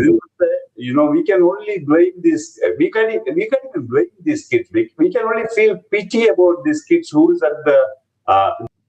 Okay, Manoj പറഞ്ഞു തരട്ടെ. ഇജാസ് പറഞ്ഞോളൂ. ഇജാസേ, hello, ഞാൻ പറയുന്ന കേൾക്കാമുണ്ടോ? കേൾക്കാം. ഉണ്ട്. ഈ ഡിബേറ്റിന്റെ ഇടയ്ക്ക് ഇവര് ഒരു സംഭവം സ്ഥിരം ആയുർവേദക്കാര് പറയുന്ന ഒരു സംഭവം, ഈ സംസ്കൃതത്തിൽ വായിച്ചില്ലെങ്കിൽ നിങ്ങൾക്ക് മനസ്സിലാവില്ല. അത് ഈ വസുന്ധര ഈ ഡിബേറ്റിനകത്ത് പയറ്റിയായിരുന്നു. കാരണം അബി അതിനകത്ത് ചോദിക്കുന്നുണ്ട്, ഹൃദയം, അതായത് ഈ കോൺഷ്യസ്നെസ് എവിടെയാ, ന്യൂറോ ഇമേജിങ്ങിനെ പറ്റിയൊക്കെ ചോദിക്കുന്നുണ്ട്. അപ്പൊ അവര് പറയുന്നത് വെച്ച് കഴിഞ്ഞാൽ ശ്ലോകത്തിന് പല അർത്ഥങ്ങളുണ്ട്, നിങ്ങൾ ഉദ്ദേശിക്കുന്ന അർത്ഥമല്ല ഇത് സംസ്കൃതം. അപ്പൊ ഇതിപ്പോ എന്താ സംഭവം വെച്ചാൽ നമ്മള് ഈ കയ്പ് ഇങ്ങനെ ഇത് വായിക്കൂ, നിങ്ങൾ ടെക്സ്റ്റ് ബുക്ക് എടുത്ത് വായിക്കൂ എന്ന് പറയുമ്പത്തിനും ഇത് ആർഗ്യുമെന്റ് ആയിട്ട് പറയാൻ പറ്റത്തില്ല. കാരണം ഈ പേഷ്യന്റ് ആയുർവേദ ഡോക്ടറുടെ അടുത്ത്, വൈദ്യന്റെ അടുത്ത് ചോദിച്ചു കഴിഞ്ഞാൽ അവര് പറയും നിങ്ങൾ വായിച്ച് ശ്ലോകം ഇത് കറക്റ്റ് അല്ല, ഈ ശ്ലോകത്തിലെ ഈ സംസ്കൃതത്തിന് വേറൊരു അർത്ഥമുണ്ട്, അങ്ങനെ പറയും. അത് ഇതിനകത്ത് ഈ ഡിബേറ്റിനകത്ത് ഒരു ചെയ്ത സംഭവം. അതെ, അതായത് നിങ്ങൾ യഥാർത്ഥ ഒറിജിനൽ ടെക്സ്റ്റിൽ നിന്ന്, നമുക്ക് പരിചയമുള്ളതാണല്ലോ, നമ്മൾ സ്ഥിരം ഈ ഉസ്താദക്കന്മാരിൽ നിന്ന് കേൾക്കുന്നതാണല്ലോ, ഇതിൻ്റെ അർത്ഥം മനസ്സിലാക്കണമെന്നുണ്ടെങ്കിൽ ഇത് ആ ഇണത്തിൽ, ആ താളത്തിൽ ഇങ്ങനെ വായിച്ചാലേ അത് കറക്റ്റാവും. അത് അങ്ങനെ വായിക്കാൻ നിങ്ങൾ പഠിക്കണം. അങ്ങനെ വായിച്ചില്ലെന്നുണ്ടെങ്കിൽ ഇത് ശരിയാവില്ല. ഇതാണ് അതിൻ്റെ ഒരു സത്യാവസ്ഥ. അപ്പം നമുക്ക് ഈ ഫീവറിന്റെ കേസ് പറ അല്ല ഈ ഫീവറിന്റെ കേസും അബി അതിനകത്ത് ചോദിക്കുന്നുണ്ട്. നിങ്ങളെ ഫീവർ ആയുർവേദത്തിനകത്ത് ഫീവറിനെ പറ്റി എന്താണ് പറയുന്നതെന്ന് ചോദിക്കുന്നുണ്ട്. അപ്പോഴും ഇവര് പറയുന്നതെന്ന് വെച്ച് കഴിഞ്ഞാൽ നിങ്ങൾക്ക് ഇതിന്റെ ഈ സംസ്കൃത സംഗതികൾ നിങ്ങൾ തെറ്റായിട്ട് മനസ്സിലാക്കുന്നത്. അതായത് സംസ്കൃതം അറിയാത്ത ഒരാൾ ഈ പുസ്തകം വായിച്ച അയാൾക്ക് മനസ്സിലാവുന്ന കാര്യങ്ങളെല്ലാം തെറ്റായിരിക്കും. സംസ്കൃതം അറിയുന്നവർ ഇത് വായിച്ചാ അവൻ മനസ്സിലാക്കുന്ന കാര്യങ്ങളൊക്കെ ശരി. അപ്പൊ അബിക്ക് സംസ്കൃതം അറിയില്ല. അപ്പൊ അബിയുടെ പ്രശ്നം അബിക്ക് സംസ്കൃതം അറിയില്ല എന്നുള്ളതാണ് മെയിൻ പ്രശ്നം. അറിയില്ല എന്നുള്ളതാണ്. അത് ആ ഒരു പുച്ഛഭാവം നിങ്ങൾക്ക് കൃത്യമായിട്ട് അവരെ മുഖത്ത് കാണാൻ പറ്റും. അതെ, അബി വെറും ഒരു റൈസ് ബാഗ്, അതാണ് അവർ അതിൽ വിളിക്കുന്നത്. അബി ഒരു റൈസ് ബാഗ് ആണ്. ഇപ്പൊ വേറൊരു കാര്യം കൂടെ പറഞ്ഞില്ല, പുസ്തകത്തിൽ അങ്ങനെ പലതും എഴുതി വെച്ചിട്ടുണ്ട് വിഡിത്തങ്ങൾ, ഞങ്ങളത് പ്രാക്ടീസ് ചെയ്യുന്നത്. അത് പക്ഷെ അവർക്ക് തന്നെ അത് പാരയാവും. അത് ഭീകരമായ നോർത്തിലൊക്കെ ചെന്നിട്ട് പുസ്തകം എടുക്കാൻ പാടില്ല എന്നൊക്കെ പറഞ്ഞു കഴിഞ്ഞാൽ പല അവര് ആട്ടി വിടത്തില്ലേ, അവന്മാര് ഓടിച്ചിട്ടടിക്കും. കാരണം ഈ കാരണം അവരുടെ കംപ്ലീറ്റ് കാര്യം ഇരിക്കുന്നത് പുസ്തകത്തിലാണ്. അതൊരു ഹോളി ബുക്കായിട്ടാണ് അവരതിനെ കാണുന്നത്. You understand? It's not any book. ഈ ചരകനും ചുശ്രുതനും അഷ്ടാംഗ ഹൃദയവും എന്താണ് ബാക്കിയുള്ള സാധനത്തിൻ്റെ പേരെന്താണ്? ചരകൻ, ശുശ്രുതൻ, അഷ്ടാംഗ ഹൃദയം, ഭാവപ്രകാശം, ഇങ്ങനെ കുറേ ഉണ്ട്. 7 ഉണ്ട് പോപ്പുലറായിട്ടുള്ള കുറേ ടെക്സ്റ്റുകൾ. പിന്നെ കുറേ ഫ്രിഞ്ച് സാധനങ്ങളുണ്ട്. 18-ാം നൂറ്റാണ്ട്, 16-ാം നൂറ്റാണ്ട്, 17, 18 എഴുതി വെച്ചിട്ടുള്ള കുറേ ഫ്രിഞ്ച് ഐറ്റംസ് ഉണ്ട്. അതിൻ്റെയൊക്കെ പ്രിൻ്റുകളൊക്കെ സാധനങ്ങളൊക്കെ അവൈലബിൾ ആണ്. ശ്ലോക രൂപത്തിലാണ് ഇതൊക്കെ എഴുതിയിരിക്കുന്നത്. അപ്പോൾ ഇതൊക്കെ വായിച്ചിട്ടുണ്ടെങ്കിൽ നമുക്ക് ശരിക്കും ചിരി വരും. ശരിക്കും നമ്മൾ ചിരിക്കും എന്നുള്ളതാണ്. The one end of the supply chain to promote this targeted market. So നമ്മുടെ നാട്ടിലെ പണ്ട് കാലത്തൊക്കെ ആൾക്കാർ ഈ എന്താ മെഡിക്കൽ റെപ്പ് എന്ന് പറഞ്ഞ ബൈക്കിൽ വരുമായിരുന്നല്ലോ. So they don't realize that their role is just similar to that. Actually, even at the end of the debate, what I feel was like Abby was very focused on focused on the next generation of doctors or candidates who are going to write NEET examinations. Abby specifically said about all the alternate medicines, why they remain as alternate medicine, and what is your best bet. Like, see, when you are choosing a career, you are choosing a career like you think that you are going to do that for at least 30 years, right? At a minimum of 30 years. Mm-hmm. But what will happen to all these alternate medicine once like AI is also growing, and I think like within 10 or 15 years this will be totally wiped out, all the so-called alternate systems. That's what I think, like, because like I talked about sunk cost fallacy. The same thing will happen like if you are putting more and more students through all these courses, then it's a huge burden on our country as well.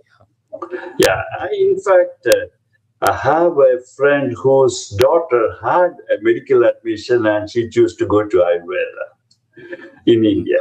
That was an unfortunate child. We can only tell the people, right? We cannot enforce things on others. So given that aspect, I think it is, this need a complete rewrite. I don't know where to start, but whatever we are promoting as an organization or as a group, rather than, I wouldn't call us as an organization, we are not. So as a group, promoting scientific temple, it needs to get to the political level where some politician has to have the guts to start, debating and banning few of these things. ഇതാണ് സാധാരണ ഒരു ഇതിൻ്റെ ഈ സംഘടന എന്നുള്ളതിൻ്റെ ഒരു പ്രശ്നം ഇതാണ്. സംഘടന എന്ന് പറഞ്ഞാൽ നമ്മൾ രാഷ്ട്രീയ സ്വാധീനം ചെലുത്തുക, രാഷ്ട്രീയത്തിലേക്ക് ഇറങ്ങിച്ചെല്ലുക, ഇതിനപ്പുറത്തേക്ക് നമുക്ക് ചിന്തിക്കാൻ പറ്റണം. കാരണം നമ്മളാണ് ജനം, അപ്പം നമ്മൾ തീരുമാനിക്കണം. അപ്പം നമ്മൾ ചെയ്യുന്നതാണ് യഥാർത്ഥത്തിൽ രാഷ്ട്രീയം. അതിനൊരു ഡെസിഗ്നേറ്റ് ഒരു രാഷ്ട്രീയക്കാരൻ അവിടെ വരണം എന്നതൊന്നും ആവശ്യമില്ല. നമ്മൾ ചിന്തിച്ച് നമ്മൾ ഇൻഡിവിജ്വലി കുട്ടികളെ ആസ് എൻ ഇൻഡിവിജ്വൽ എൻ്റെ മക്കളെ ഞാൻ ഇതിൽ വിടില്ല. ഇൻഡിവിജ്വൽ ഇസ് ഇമ്പോർട്ടൻ്റ് എന്ന് നമ്മൾ നിരന്തരം പറഞ്ഞുകൊണ്ടിരിക്കുന്ന കാര്യം ഇതാണ്. നമ്മളായിട്ട് തീരുമാനിച്ചിട്ട് നമ്മൾ ആ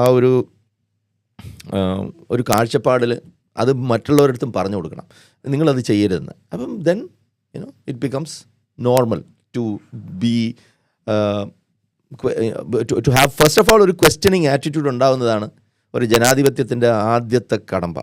ജനാധിപത്യത്തിൽ അത്യാവശ്യം വേണ്ട, ഞാനും ഒരു പൗരനാണ്, എനിക്കും അവകാശങ്ങളുണ്ട്, എൻ്റെ ഇൻട്രസ്റ്റും നിങ്ങൾ രാജ്യം പരിഗണിക്കണം എന്നുള്ള ഒരു റൈറ്റ്, അതിൽ നമ്മൾ എത്തിയിട്ടില്ല. അതുകൊണ്ടാണ് ആ ഒരു സ്റ്റേറ്റ്മെൻറ്റ്, പുള്ളിയെ കുറ്റം പറയല്ല, മനോജിനെ കുറ്റം പറയല്ല, ഇത് ഒരുപാട് പേർക്ക് ഇങ്ങനെ ഒരു തോന്നുന്നുണ്ട് രാഷ്ട്രീയത്തിൽ സ്വാധീനം ചെലുത്തണം എന്നുള്ളത്. So I just want to mention that here.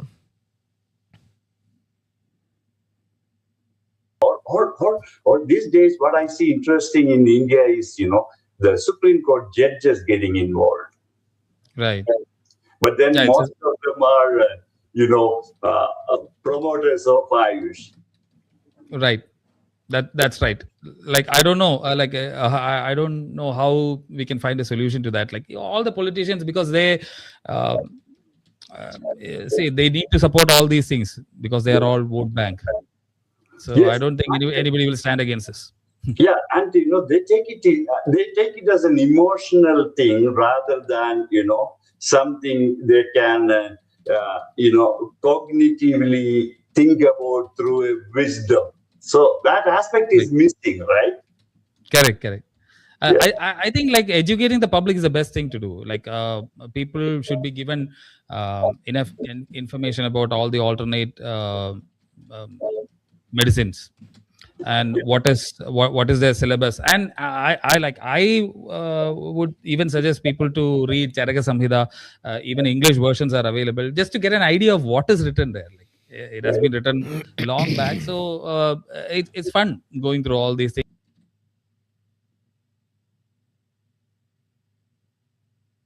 Solid evidence that even a single herb for some illness works.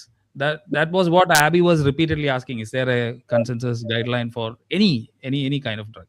But no is the answer. That is the biggest issue when it comes to evidence.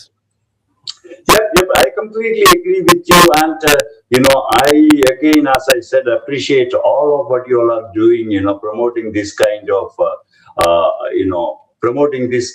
pseudosciences, irresponsibility and inaccuracy to the crowd. Let it reach out to the masses. And again, as I said at the very beginning of the discussion, that we are not against the practice. We are against the practice just because it doesn't work. Yeah. It doesn't add any value. It complicates things. If it works, there is no reason to, not embrace this as a standard practice, right? Right. Yeah. So given that, I guess, CR, thank you. And then it's time for us to wind up. You have anything to tell to our, US group as well as the audience watching from us from the rest of the world, if there are any? Thank you, audience, for joining, and thank you, Manoj. You have been a very wonderful host, and all the technical team who supported with all the videos and posting comments and things like that. And I just want to say one more thing. That is, I just want to say a very I want to wish very good for the upcoming event that is on.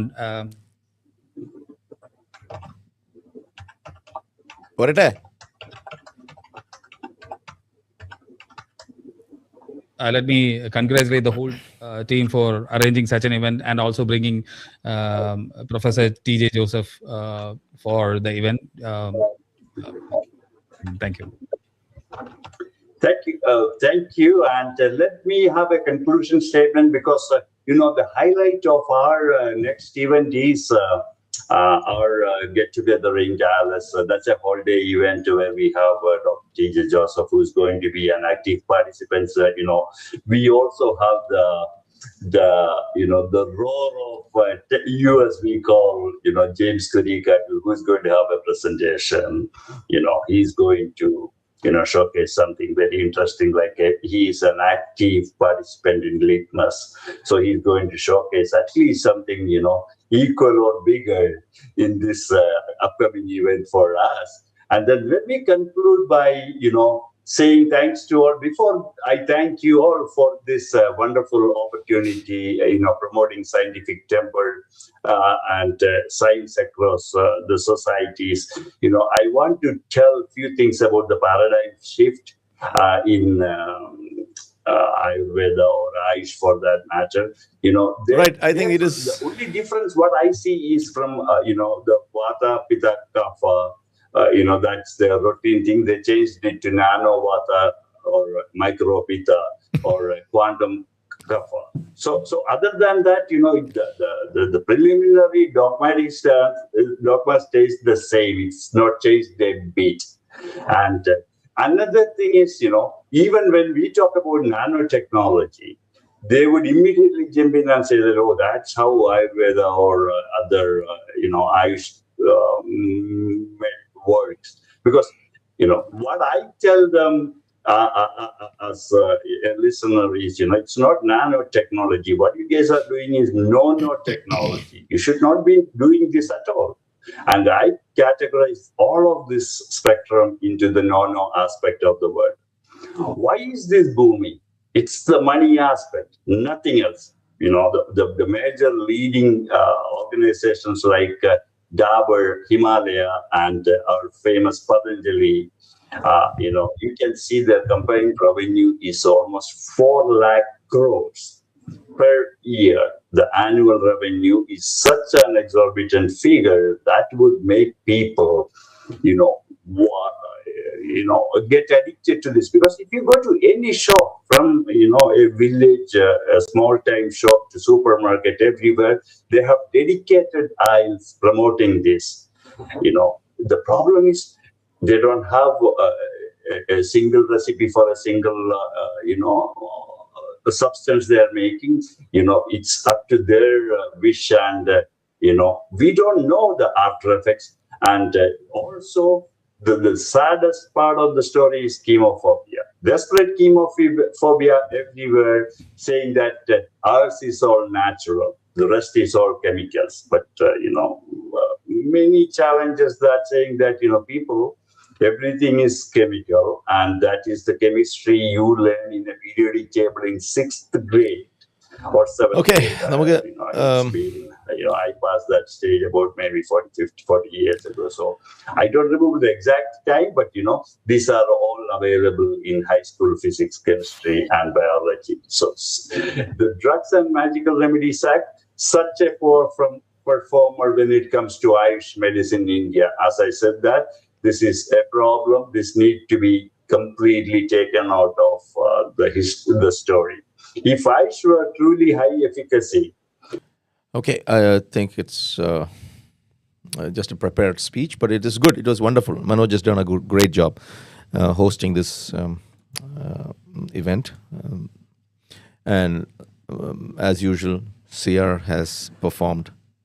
He's delivered the message. നമ്മുടെ പരിപാടി ഇവിടെ അവസാനിക്കുകയാണ്. നമുക്ക് club ഹൗസിലേക്ക് ഒന്ന് കണ്ണോടിച്ച് നോക്കിയാൽ അവിടെ എന്താണ് ഇതിനെക്കുറിച്ച് പറയാനുള്ളതെന്ന് കൂടി ഒന്ന് നോക്കാം. Right, guys? Are you available to discuss anything? ഉണ്ടോ? ഞാൻ ഒരു കാര്യം പറയട്ടെ. പറഞ്ഞു.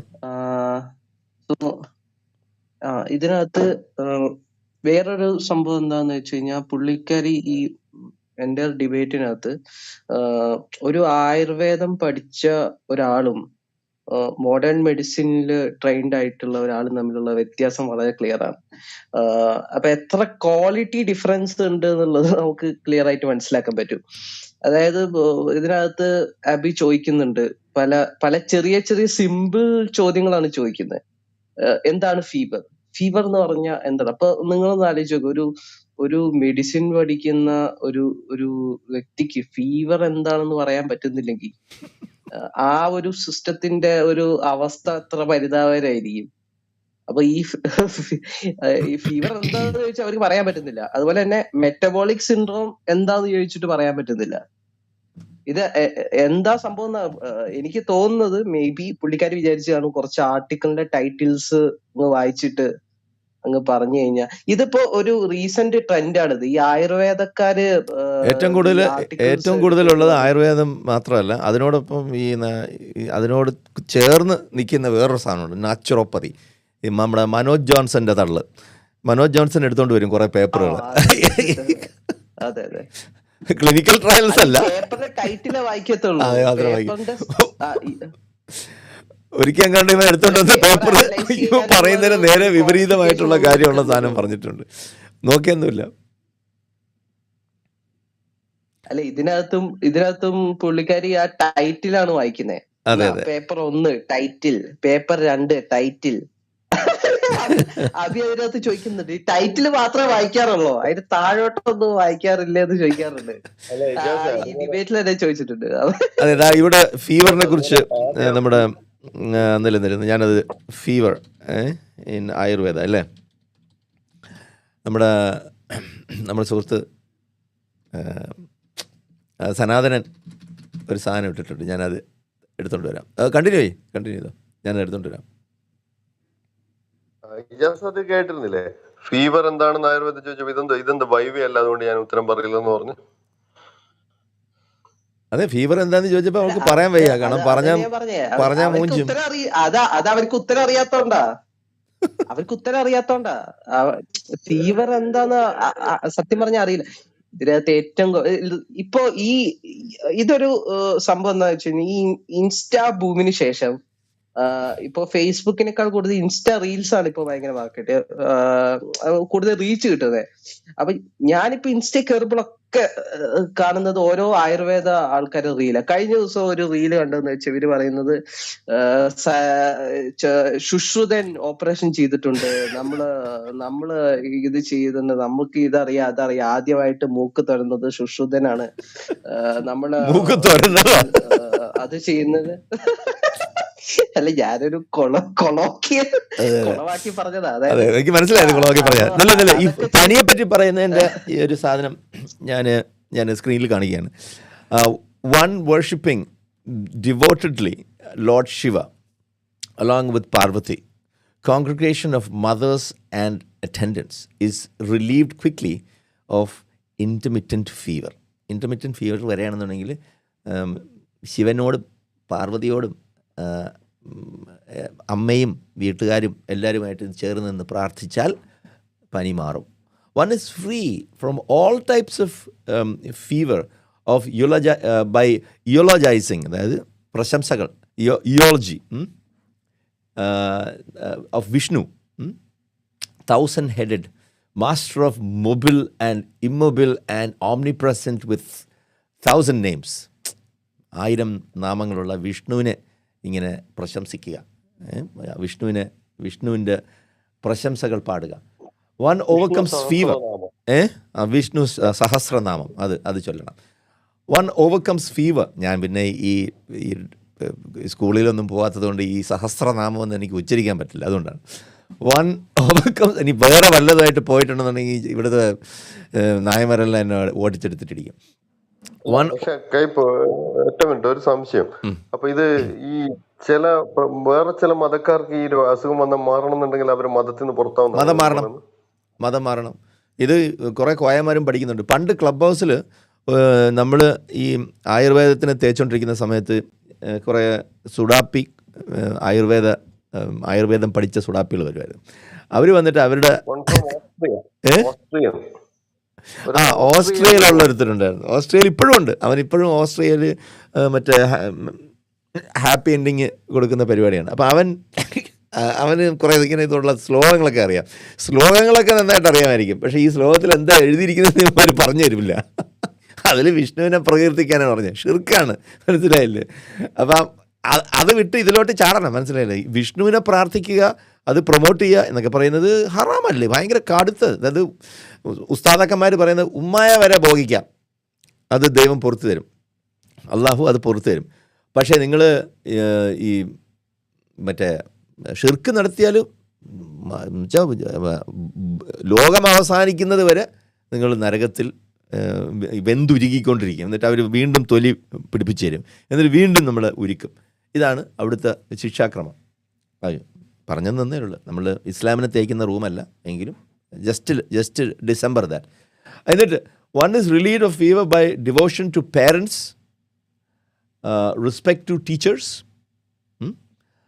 സിലബസി അത് അത്യാവശ്യമാണ്. അതായത് നമ്മൾ മാതാപിതാക്കളോടുള്ള ബഹുമാനം നമ്മൾ കാണിക്കുക. എങ്ങനെയാണ് ഈ ബഹുമാനം കാണിക്കുന്നതെന്ന് അറിയില്ല. രാവിലെ നമ്മൾ പോയി ഇങ്ങനെ തൊഴുതണം, കാല് തൊട്ട് ഇങ്ങനെ കണ്ണിൽ വയ്ക്കണം. പിന്നെ അതുപോലെ അമ്മേ ഇങ്ങനെ ഇടയ്ക്കിടയ്ക്ക് വിളിച്ചുകൊണ്ടിരിക്കണം, അച്ഛാ എന്നൊക്കെ വിളിക്കണം. ഈ രീതിയിൽ നമ്മൾ ബഹുമാനം കാണിക്കണം. എപ്പോഴും നീ എവിടെയാണ് പോകുന്നത്, ഞാൻ ഇങ്ങനെ വെളിയിൽ പോവുകയാണ്, അച്ഛാ ഇങ്ങനെ പറയണം. എനിക്കറിയത്തില്ല എങ്ങനെയാണ് ഈ ബഹുമാനം കാണിക്കുന്നത്, കാരണം നമ്മളാരും ഇങ്ങനെ ഈ ലെവലിലുള്ള. ഞാൻ ഒരു കാര്യം ചോദിക്കട്ടെ, ഈ ഏറ്റവും കൂടുതൽ ഈ മാതാ പിതാ ഗുരു ദൈവം എന്ന് പറഞ്ഞവർക്ക് ഇന്ത്യക്കാരല്ലേ, പക്ഷെ കൊറോണ വന്നപ്പോ നമ്മള് നല്ല കിട്ടിയല്ലേ നമുക്ക്. അതെ, നമുക്കത് അതുപോലെ ഏറ്റവും കൂടുതൽ ഇത് പ്രൊമോട്ട് ചെയ്തുകൊണ്ടിരുന്നത് നമ്മളാണ്. പക്ഷെ എന്ന് പറഞ്ഞ് നടക്കുന്ന ആൾക്കാര് എല്ലാവർക്കും കിട്ടിയല്ലോ കൊറോണ. നിനക്ക് ഞങ്ങളുടെ ഭാരതീയ സംസ്കാരത്തോട് ഒരു പുച്ഛമാണ്, അതുകൊണ്ടാണ് നീ ഇങ്ങനെയൊക്കെ സംസാരിക്കുന്നത്. ഞങ്ങൾക്ക് ഇതൊക്കെ ഭയങ്കര ഇമ്പോർട്ടൻ്റ് ആണ്. ഞങ്ങൾ ഇതിനെയൊക്കെ ഇപ്പോഴും ആദരിക്കുന്നുണ്ട്, ആരാധിക്കുന്നുണ്ട്. അതുകൊണ്ടല്ലേ ഞങ്ങൾ എസൻസ് ഗ്ലോബൽക്കാർ ഒരു സംഗിണിയെ വിളിച്ചുകൊണ്ട് വന്ന് ഞങ്ങൾ ഡിബേറ്റ് നടത്തി. ഞങ്ങൾക്ക് ഈ സംഘപരിവാറിൻ്റെ ആശയം ഞങ്ങൾ ഇങ്ങനെ പ്രൊമോട്ട് ചെയ്യുകയാണ്. എനിവേസ്, അതുപോലെ വേറെ ഉണ്ട്. One overcomes fever. Are you still seeing the screen? Am I showing you the screen? You are seeing the screen. One is free from all types of fever by, അത് കഴിഞ്ഞ് Ashwin's one overcomes fever by worshipping with sacrifice. ഇതിലൊരു കുഴപ്പമുള്ളതെന്ന് വെച്ചാൽ ഇത് BC 250-300 കാലഘട്ടങ്ങളിലാണ് ഇത് എഴുതപ്പെട്ടത്. Bowel scripts എന്നാണ് അതിന് പറയുന്നത്. ആ സ്ക്രിപ്റ്റിൽ ഇങ്ങനെയൊക്കെ എഴുതിയിട്ടുണ്ട്. ഇത് എഴുതിയ സമയത്ത് ഈ പറഞ്ഞ ടീംസ് എല്ലാം ദൈവങ്ങളായിരുന്നു. You get my point? ആരൊക്കെയാണ് അന്നത്തെ ദൈവങ്ങൾ? ഇതിൽ നമ്മുടെ അയ്യപ്പനില്ലല്ലേ, അതുപോലെ കൃഷ്ണനില്ല. കൃഷ്ണൻ്റെ പേര് എവിടെയെങ്കിലും ഇത് കാണുന്നുണ്ടോ? ബ്രഹ്മ, അശ്വിൻ, ഇന്ദ്ര, അഗ്നി, ഹിമാലയ, ഒരു മലയെ നിങ്ങൾ പ്രാർത്ഥിക്കൂ. പിന്നെ ഗംഗ ആൻഡ് കോൺഗ്രിഗേഷൻ ഓഫ് മാറൂട്ട്സ്. അതെന്താണെന്നറിയാം, എനിക്കൊന്ന് കാറ്റാണെന്ന് തോന്നുന്നത്. കോൺഗ്രിഗേഷൻ ഓഫ് മാരുത്സ്, ഇതിനെയൊക്കെ വർഷിപ്പ് ചെയ്യാനാണ് പറയുന്നത്. സോ ഈ ദൈവങ്ങളുടെ ക്രമം, ദൈവങ്ങളുടെ ഇമ്പോർട്ടൻസ് നിങ്ങൾ ശ്രദ്ധിക്കുക. ഇതിൻ്റെ അകത്ത് രാമനില്ല, കൃഷ്ണനില്ല. ഇന്നത്തെ ഹിന്ദുക്കളുടെ ഏറ്റവും പ്രധാനപ്പെട്ട 2 ദൈവങ്ങളാണ് രാമനും കൃഷ്ണനും. പക്ഷേ ഇതിൻ്റെ അകത്ത് ബ്രഹ്മ, അശ്വിൻ, ഗണപതിയില്ല, നമ്മുടെ ഗണപതിയില്ല, വിനായകനില്ല. അതുപോലെ നമ്മുടെ കേരള പ്രദേശിൻ്റെ ഏറ്റവും പ്രിയപ്പെട്ട ദൈവമല്ലേ അയ്യപ്പനില്ലടേ, ആറ്റുകാലമ്മയില്ല. അല്ല കൈപ്പള്ളി, നിങ്ങൾ തന്നെ ചില സ്ഥലത്ത് പറയും എവല്യൂഷൻ ഉണ്ട്, പരിണാമം ഉണ്ട്. അപ്പൊ ദൈവങ്ങൾക്ക് എന്ത് പരിണമിച്ചൂടെ? അത് ആ സമയത്ത് ഉണ്ടായിരുന്നില്ല, ഇപ്പൊ പരിണമിച്ചുണ്ടായതല്ല. അതെ, ഈ ബ്രഹ്മാവും വിഷ്ണുവും പറഞ്ഞ അഗ്നിയും എല്ലാം പരിണമിച്ചാണ് ഈ ബാക്കി ദൈവങ്ങളൊക്കെ ഉണ്ടായത്. പോസിബിൾ ആയിരിക്കാം, അവതാരങ്ങളാണല്ലോ, അവതരിച്ച് എത്തിയതാണ്. അപ്പോൾ ഒരു കാര്യം മനസ്സിലാക്കുക, ഇത് ഏത് സമയത്താണ് എഴുതിയിരുന്നത്? ഇന്ന് ബ്രഹ്മാവിന് വല്ല വില ഉണ്ടാകും? ആരെങ്കിലും തിരിഞ്ഞു നോക്കുന്നത്? അപ്പം ബ്രഹ്മാവിന് എവിടെയെങ്കിലും അമ്പലം ഉണ്ടാടേ കേരള പ്രദേശത്തിൽ? എവിടെയെങ്കിലും ഉണ്ടോ? എനി അമ്പൽസ് എന്ന് ഹിന്ദിയിൽ എങ്ങനെ പറയുന്നത്? ടെമ്പിൾ. കേരളത്തിലുണ്ട് ഒരു ക്ഷേത്രമുണ്ട് കേരളത്തില്, ഭാരതപ്പുഴയുടെ തീരത്ത് ഒരു ക്ഷേത്രമുണ്ട് ബ്രഹ്മാവിന്. അല്ല, ഞാൻ കഴിയട്ടെ. ഇതിനകത്ത് തന്നെ താഴെ ഇട്ട അതിനകത്ത് എഴുതിയിട്ടുണ്ടല്ലോ, ഇത് ചികിത്സിക്കേണ്ട, മറ്റേ ഛർദിപ്പിക്കണം, പട്ടിണിക്കിടണം, ഉണ്ട് കേട്ടോ. കളയണം. അതായത് ബ്രഹ്മ ടെമ്പിൾ പുഷ്കറിൽ ഒരു ടെമ്പിളുണ്ട്, കേദ്രാമ്മ temple Gujarat, Brahma temple അസോത്ര Rajasthan, ബ്രഹ്മപുരീശ്വര temple in Tamil Nadu, Brahma temple Kumbakonam, Adi Brahma temple ഖോഖൻ, Brahmadev temple. ഇതൊക്കെ ഒരു ടൂറിസ്റ്റ് സൈറ്റായിട്ടുള്ള ഇതാണ്. ഇവരുടെയൊക്കെ ഈ വരുന്നവരെല്ലാം വീട്ടിൽ വേറെ ദൈവങ്ങൾ കാണും. വീട്ടിൽ അവരുടെ ഇഷ്ടദൈവമായിട്ടുള്ള ഈ മോഡേൺ ഇത് കാണാൻ കൊള്ളാവുന്ന ദൈവങ്ങളൊക്കെ കാണും. ഇത് അവിടെ ഒരു സൈറ്റ് സീയിങ് ആയിട്ട് കുറേ ടെമ്പിൾസാണ്. അവിടെയും വേറെ മെയിൻ സംഭവങ്ങളൊക്കെയാണ്. അവിടെ ഒരു ചെറിയൊരു പ്രതിഷ്ഠയായിട്ടായിരിക്കും. എനിക്കാണ് ഈ ബ്രഹ്മാവൊക്കെ നമ്മുടെ ഈ പാൻതിയൺ ഓഫ് ഗോഡ്സിൽ നിന്നൊക്കെ ഔട്ടായി പോയ ഒരു ദൈവമാണ്. അല്ല, ഈ മഹാരാഷ്ട്രയിൽ മാത്രം കാണുന്ന ഒരു ദൈവമുണ്ട് കേട്ടോ. ഇജാസ് ചിലപ്പോൾ കണ്ടിട്ടുണ്ടോ, സന്തോഷി മാത. അല്ല, പഞ്ചാബിൽ മോട്ടോർ സൈക്കിൾ ഉണ്ടല്ലോ, റോയൽ എൻഫീൽഡിൻ്റെ ബൈക്ക് ഒരു ദൈവമായിട്ടുണ്ടല്ലോ അല്ലേ? നമ്മുടെ വിഷയത്തിൽ നിന്ന് നമ്മൾ വിധിച്ച് ഇൻ ഫീവർ താഴെയുള്ള സംഭവമാക്കി അത് കൂടി വായിക്കാം ഇല്ല, ഞാൻ ഫുൾ സ്ക്രീൻ കാണിക്കാം. Fever caused by cursing. ഇപ്പം നിങ്ങളുടെ പ്രിയപ്പെട്ട ആർക്കെങ്കിലും ഈ കേഴ്സിങ്ങിൻ്റെ പ്രശ്നം ഉണ്ടെങ്കിൽ, ഈ അടുത്തൊരു ഫേസ്ബുക്കിലൂടെ കണ്ടത് ആരാ കുഴിച്ചിട്ടിരിക്കുന്നത് കൂടോത്രം. അങ്ങനെ കൂടോത്രം ചെയ്ത് നിങ്ങൾക്ക് എന്തെങ്കിലും സംഭവിച്ചിട്ടുണ്ടെങ്കിൽ, എന്തെങ്കിലും പനി പിടിക്കുകയാണെങ്കിൽ, കൂടോത്രം ചെയ്ത ഉടനെ പനി, അറിയാമല്ലോ കൂടോത്രം ചെയ്താൽ ഉടനെ പനി വരും. അപ്പോൾ അങ്ങനെ പനി വന്നിട്ടുണ്ടെങ്കിൽ എന്താണ് ചെയ്യേണ്ടത്? Fever caused by cursing, exorcism, contact of evil spirits is treated with divine therapy. Fever caused by injury is cured by intake of massage.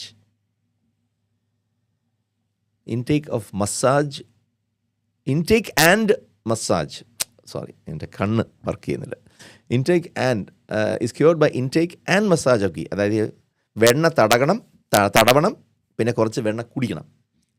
Blood letting, രക്തശമനം അല്ലേ, രക്തശമനം എന്നല്ലേ പറയുന്നത്. സ്യൂട്ടബിൾ വൈൻസ്, എനിക്കിഷ്ടപ്പെട്ടത് സൂട്ടബിൾ വൈൻസ്, നല്ല കൊള്ളാമെന്നുള്ള വൈൻ സൂട്ടബിൾ ആയിരിക്കണം. ചുമ്മാ അലന്ന ഈ Niagara wine, കാനഡയിലുള്ള വൃത്തിയേട്ട wine അതൊന്നുമല്ല. South of France, California, Australia, ഇങ്ങനെയുള്ള നല്ല വൈനുകൾ. ഇന്ത്യയിലാണെങ്കിൽ സുലേ വൈൻ, അത് വൃത്തിയേട്ട വൈനാണ്, അത് കഴിക്കരുത്. അയ്യോ ഇനിയിപ്പോൾ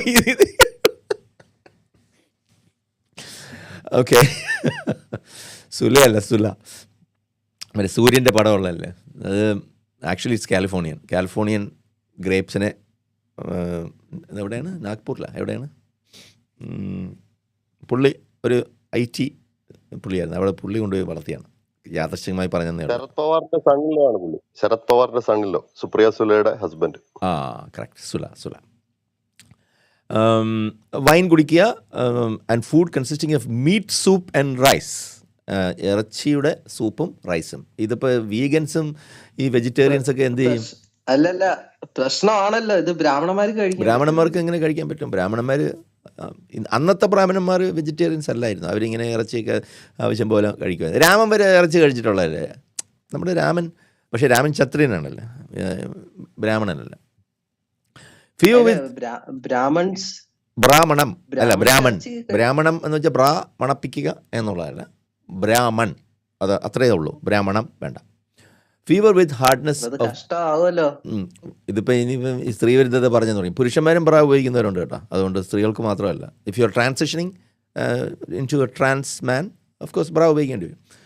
fever with hardness of bowels in those addicted to wines. അതായത് ഒരുപാട് വെള്ളം അടിച്ചിട്ട് നിങ്ങൾക്ക് ഈ ഫീവർ ഉണ്ടാവുകയാണ്. Should be treated with wines. എന്താണ്? Fever with hardness of bowels in those addicted to wines. അതായത് ബൗൾ മൂവ്മെൻറ്റ് ഹാർഡാവുന്നു, വെള്ളം അടിച്ച് മലശോചനമില്ലാതെ ഇങ്ങനെ കഷ്ടപ്പെടുന്നവർക്ക് അവർക്ക് കൊടുക്കേണ്ട ട്രീറ്റ്മെൻറ്റാണ്. Should be treated with wines and food with meet soup. ഇത് എന്തോന്നടേ ഇത് സ്പെല്ലിംഗ് മിസ്റ്റേക്ക് വല്ലതാണോ? ഇനി അവർക്ക് തെറ്റുപറ്റിയതാണ് ഉള്ളത് തന്നെ. അതായത് വെള്ളം അടിച്ച് കോൺ തിരിഞ്ഞ് തൂറാൻ പറ്റാതെ ഇങ്ങനെ മുട്ടി നിൽക്കുന്നവന് അവന് വീണ്ടും മദ്യം കൊടുക്കാനാണ് പറയുന്നത്. അപ്പോൾ വീണ്ടും പ്രശ്നമാവില്ലല്ലോ. What is this? Fever caused by injury is cured by intake and massage of... Okay, we are reading the same crap again. Fever caused by wounds and ulcers get controlled by the treatment of the above causes.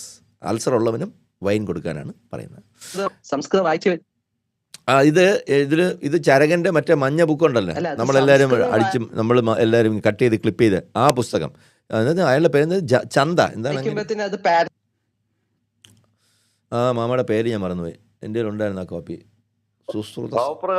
അല്ലല്ല, ചരകൻ തന്നെയാണ്. അപ്പോൾ ഇതുപോലുള്ള നല്ല നല്ല നല്ല വീഡിയോസും ഇത് നിങ്ങൾക്ക് ഇനിയും പ്രതീക്ഷിക്കാം. ഇത് വേണമെന്നുണ്ടെങ്കിൽ ക്ലിപ്പ് ചെയ്ത് ഈ ഒരു പറഞ്ഞിരുന്നെങ്കിൽ അവസ്ഥ ആലോചിച്ചോക്ക്. ഏത് ആബിയ? ഇത് ഈ സാധനം അബിയുടെ അടുത്ത് പറഞ്ഞിട്ടുണ്ടല്ലോ. ഇതൊക്കെ നമ്മളെല്ലാവരും കൂടി പണ്ടിരുന്ന് ചെയ്താടേ. 4-5 കൊല്ലം മുമ്പ് നമ്മൾ ഇതൊക്കെ എടുത്ത് വെച്ചിട്ട് ക്ലിപ്പ് ചെയ്ത് കട്ട് ചെയ്ത്. ഇല്ലല്ലോ, ഇത് കുറച്ച് എന്താ ചെയ്യാ, നമുക്ക് ആ കോമഡി അതെ, ഇത് കോമഡി പീസായിട്ട് മാത്രമേ അവതരിപ്പിക്കാൻ കൊള്ളൂ. ഇത് അല്ലാതെ സീരിയസ് ആയിട്ട് ആരും എടുക്കില്ല. ഇത് കോമഡി ആയിട്ട് ഇപ്പോൾ സ്റ്റാൻഡപ്പ് കോമഡി റൂട്ടീനായിട്ട് ഈ ഇതെടുത്ത് വെച്ച് വായിച്ചിട്ടുണ്ടെങ്കിൽ ആൾക്കാർ ചിരിച്ച് നമ്മൾ കേസ് കൊടുക്കും. ഇത്രയും ചിരിപ്പിച്ച ആൾക്കാരെ കൊന്നതിന് ജനസൈഡ് ആയിപ്പോവും. അല്ല, അവര് പറഞ്ഞത് എടുത്ത് കളയണമെന്നല്ലേ? അവർ പറഞ്ഞ പഴയ സാധനങ്ങളൊന്നും ഞങ്ങൾ എടുക്കുന്നില്ല എന്ന്. പഴയ സാധനം എടുത്തില്ലെങ്കിൽ പിന്നെ അതിനകത്ത് കവർ മാത്രമേ കാണൂ, വേറൊന്നും കാണൂല. അല്ല, അത് എന്താണത് തള്ളുന്നതിന്റെ ക്രൈറ്റീരിയ? എന്ത് ബേസിലാണ് തള്ളുന്നത്? പുസ്തകത്തിലുള്ള സാധനം നിങ്ങൾ ഒഴിവാക്കുന്ന അതിന്റെ ക്രൈറ്റീരിയ എന്താണ്? ഏതാണ് ഇത്? എനിക്ക് തോന്നുന്നത് വെച്ച് കഴിഞ്ഞാൽ ഇവിടെ വന്നിട്ട് നല്ല ഇതൊക്കെ ഈ അന്ധഭക്തികൾ എടുത്ത് ചെല്ലുമ്പത്തിനും ഈ വിഷ്ണുവും ഈ സാമാനങ്ങളൊക്കെ പൊന്തി വരും. സാമാനം എന്ന പദം ഉപയോഗിക്കരുത്. അത് സാമാനം എന്ന പദം ഈ ആധുനിക മലയാള നിഘണ്ടുവിൽ അതിന് വേറെ പല നാനാർത്ഥങ്ങളുള്ള പദമാണ്. അതുകൊണ്ട് അത് നമ്മൾ ഉപയോഗിക്കില്ല. Please mind your words. ഞാൻ പറഞ്ഞില്ല എന്നുവേണ്ട. ഇവിടെ ചില കമൻറ്റുകൾ ഞാൻ ശ്രദ്ധിക്കാതെ പോയിട്ടുണ്ട്. എന്താണ്? My father avoided insulin due to cost. ഇതാ പറഞ്ഞിരിക്കുന്നത് സോൾ മ്യൂസിക് ഹാർട്ട് മെഡിറ്റേറ്റ്. പുള്ളി പറഞ്ഞിരിക്കുന്ന കാര്യം എന്ന് വെച്ചാൽ എന്താണ്? My father avoided insulin due to cost, use Ayurveda for diabetes worsened, high sugar, low immunity, weight loss, TB in 2018, recovered only after 6 months. Modern care, yet my mom still trusts it. അത് എന്തുകൊണ്ടാണെന്നാണ് അദ്ദേഹം ചോദിക്കുന്നത്. Why? Because critical thinking abilities നമുക്ക് ഇല്ലാത്തത് കൊണ്ടാണ്. We are unable to use our critical thinking abilities. കാരണം വളഞ്ഞു നിന്ന് ഒരുപാട് പേര് ഇത് എന്തോ സംഭവമാണ്, ഇത് അത് കൾച്ചറിൻ്റെ ഭാഗമാണ് ആയുർവേദം. അതിപ്പം ഏതെങ്കിലും പ്രത്യേക മതത്തിൽപ്പെട്ടവരാവണമെന്നില്ല, ഏതെങ്കിലും ഒരു പ്രത്യയശാസ്ത്രം പിൻപറ്റുന്നവരാവണമെന്നില്ല. ഇതൊരു ഗ്രൂപ്പ് തിങ്കിങ്ങിൻ്റെ പ്രശ്നമാണ്. ഇപ്പോൾ കറിച്ചിട്ടിയിൽ ഭക്ഷണം കഴിക്കണം, അത് ഡേഞ്ചറസ് ആണ് എന്ന് ഇവിടെ പറഞ്ഞിട്ടുണ്ടെങ്കിൽ എൻ്റെ അടുത്ത് സോൾ മ്യൂസിക് ഹാർട്ട് മെഡിറ്റേറ്റ് അവൻ തന്നെ എന്നെ തെറി വിളിക്കും. പറഞ്ഞാൽ മനസ്സിലായി? ബിക്കോസ് നിങ്ങൾ റെഗുലർലി ചെയ്തുകൊണ്ടിരിക്കുന്ന കാര്യമാണ്. ആ റെഗുലർലി ചെയ്തുകൊണ്ടിരിക്കുന്ന വിശ്വസിക്കുന്ന കാര്യങ്ങളെല്ലാം അത് ശരിയാണ് എന്ന് കരുതുന്നവരോട് നമുക്ക് ക്രിട്ടിക്കൽ തിങ്കിങ്ങിൻ്റെ കാര്യം പറഞ്ഞിട്ട് കാര്യമില്ല. പിന്നെ മാത്രമല്ല, ഇവരുടെ ബന്ധുക്കളും ഇവരെല്ലാവരും ഇത് ചെയ്തിട്ടുണ്ട്. കുടുംബത്തിലുള്ള ആൾക്കാർ, അപ്പൂപ്പന്മാരെല്ലാം ഇത് ചെയ്തിട്ടുണ്ടാവും. സോ ലേണിങ്ങിൻ്റെ മെത്തേഡിൻ്റെ കുഴപ്പമാണ്. How you learn things, how you understand things, and that is the only reason that people still believe this. Yeah, go ahead. I want to add to it. Yeah, നിങ്ങൾക്ക് ആഡ് ചെയ്യാനോ? പറഞ്ഞോളൂ. Audio പോയി. അല്ല, വേറൊരു സംഭവം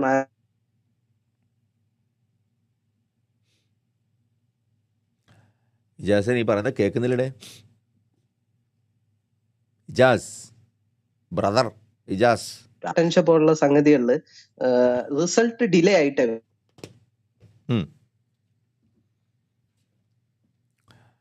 എന്നോട് ഇവിടെ വേറൊരു ടെക്നിക്കൽ ചോദ്യം ചോദിച്ചു. ഇത് എങ്ങനെ ക്യാമറ ഡിലേ ആയിട്ടാണ് വരിക? Caps continue, we are listening. Yes, thank you Anupama Jose. if I'm pronouncing you right, please play this. Please play what? I don't see this.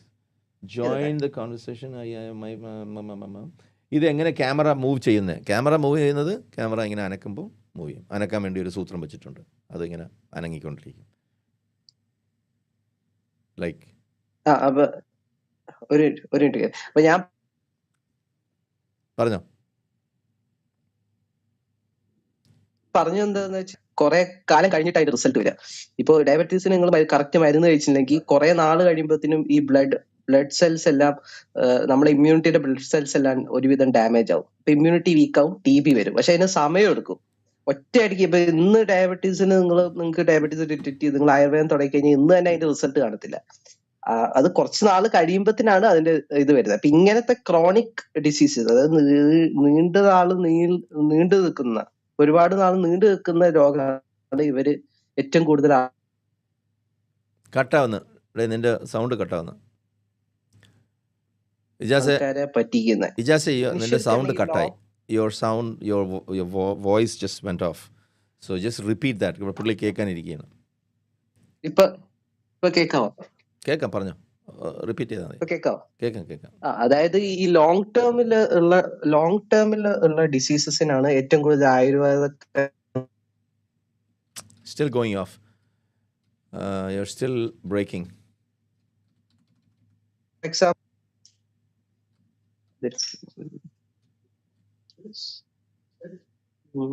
Okay, ഇപ്പൊ കേൾക്കാവോ? പറ. കേൾക്കുന്നില്ല. കേൾക്കാം. അതായത് ഈ ലോങ് ടേമില് ഒരുപാട് നാൾ നീണ്ടു നിൽക്കുന്ന കണ്ടീഷൻസ് ആണ് ഈ ആയുർവേദക്കാര് പരീക്ഷണം നടത്തുന്നത്. ഫോർ എക്സാമ്പിൾ, ഡയബറ്റീസില് നമ്മൾ ട്രീറ്റ്മെന്റ് എടുത്തില്ലെങ്കിൽ അതിന്റെ എഫക്റ്റ് കാണുന്നത് ഒരുപാട് നാൾ കഴിഞ്ഞിട്ടായിരിക്കും. പിന്നെ മനുഷ്യർക്ക് എപ്പോഴും ഈ ഒരുപാട് നാൾ നീണ്ടു നിൽക്കുന്ന കാലഘട്ടത്തിൽ സംഭവിക്കുന്ന കാര്യങ്ങൾ മനസ്സിലാക്കാനുള്ള മസ്തിഷ്കത്തിന്റെ ഒരു പ്രശ്നം കൂടിയുണ്ട്. അപ്പൊ ആ ഒരു വയസ്സ് കൂടി ഇതിനകത്ത് കടന്നു വരും. അപ്പൊ അതാണ് ബേസിക്കലി ആയുർവേദം ഉപയോഗിക്കുന്നത്. ഇപ്പൊ ഡയബറ്റീസിന് മരുന്ന് എടുത്തില്ലെങ്കിൽ അതിന്റെ എഫക്റ്റ് കാണുന്നത് മേ ബി ഒരു 10 years 20 years ആകുമ്പോഴത്തേനും നമ്മളെ ബ്ലഡിലുള്ളതും ബാക്കിയുള്ള എല്ലാ സെൽസും ഒരുവിധം നശിക്കാൻ പോകുന്ന അവസ്ഥയിലെത്തും. ഇപ്പൊ ഇമ്മ്യൂണിറ്റി കുറയും. അപ്പൊ പെട്ടെന്ന് ട്യൂബർക്കുലോസിസ് വരും. പക്ഷെ അത് കുറച്ച് നാൾ കഴിഞ്ഞിട്ടേ വരത്തുള്ളൂ, പെട്ടെന്ന് വരത്തില്ല. അപ്പൊ ആദ്യത്തെ എടുക്കുന്ന സമയത്ത് ഇവര് ഇതൊക്കെ ശരിയായല്ലോ, അതായല്ലോ എന്നൊക്കെ പറയും. പക്ഷെ ഇമ്മീഡിയറ്റ് ആയിട്ട് റിസൾട്ട് വരുന്ന രോഗങ്ങൾക്ക്, ഇപ്പോ ഹാർട്ട് അറ്റാക്കോ സ്ട്രോക്കിനോ, ഇതിനൊക്കെ ആയുർവേദ ഇവരെടുക്കത്തില്ല. കാരണം അത് ഇമ്മീഡിയറ്റ് എഫക്റ്റ് കാണാൻ പറ്റും. ഈ ക്രോണിക് ഡിസീസ് ഒരുപാട് നാൾ നീണ്ടു നിൽക്കുന്ന രോഗങ്ങൾ വെച്ച് ഇവർ ഈ കളിക്കത്തുള്ളൂ.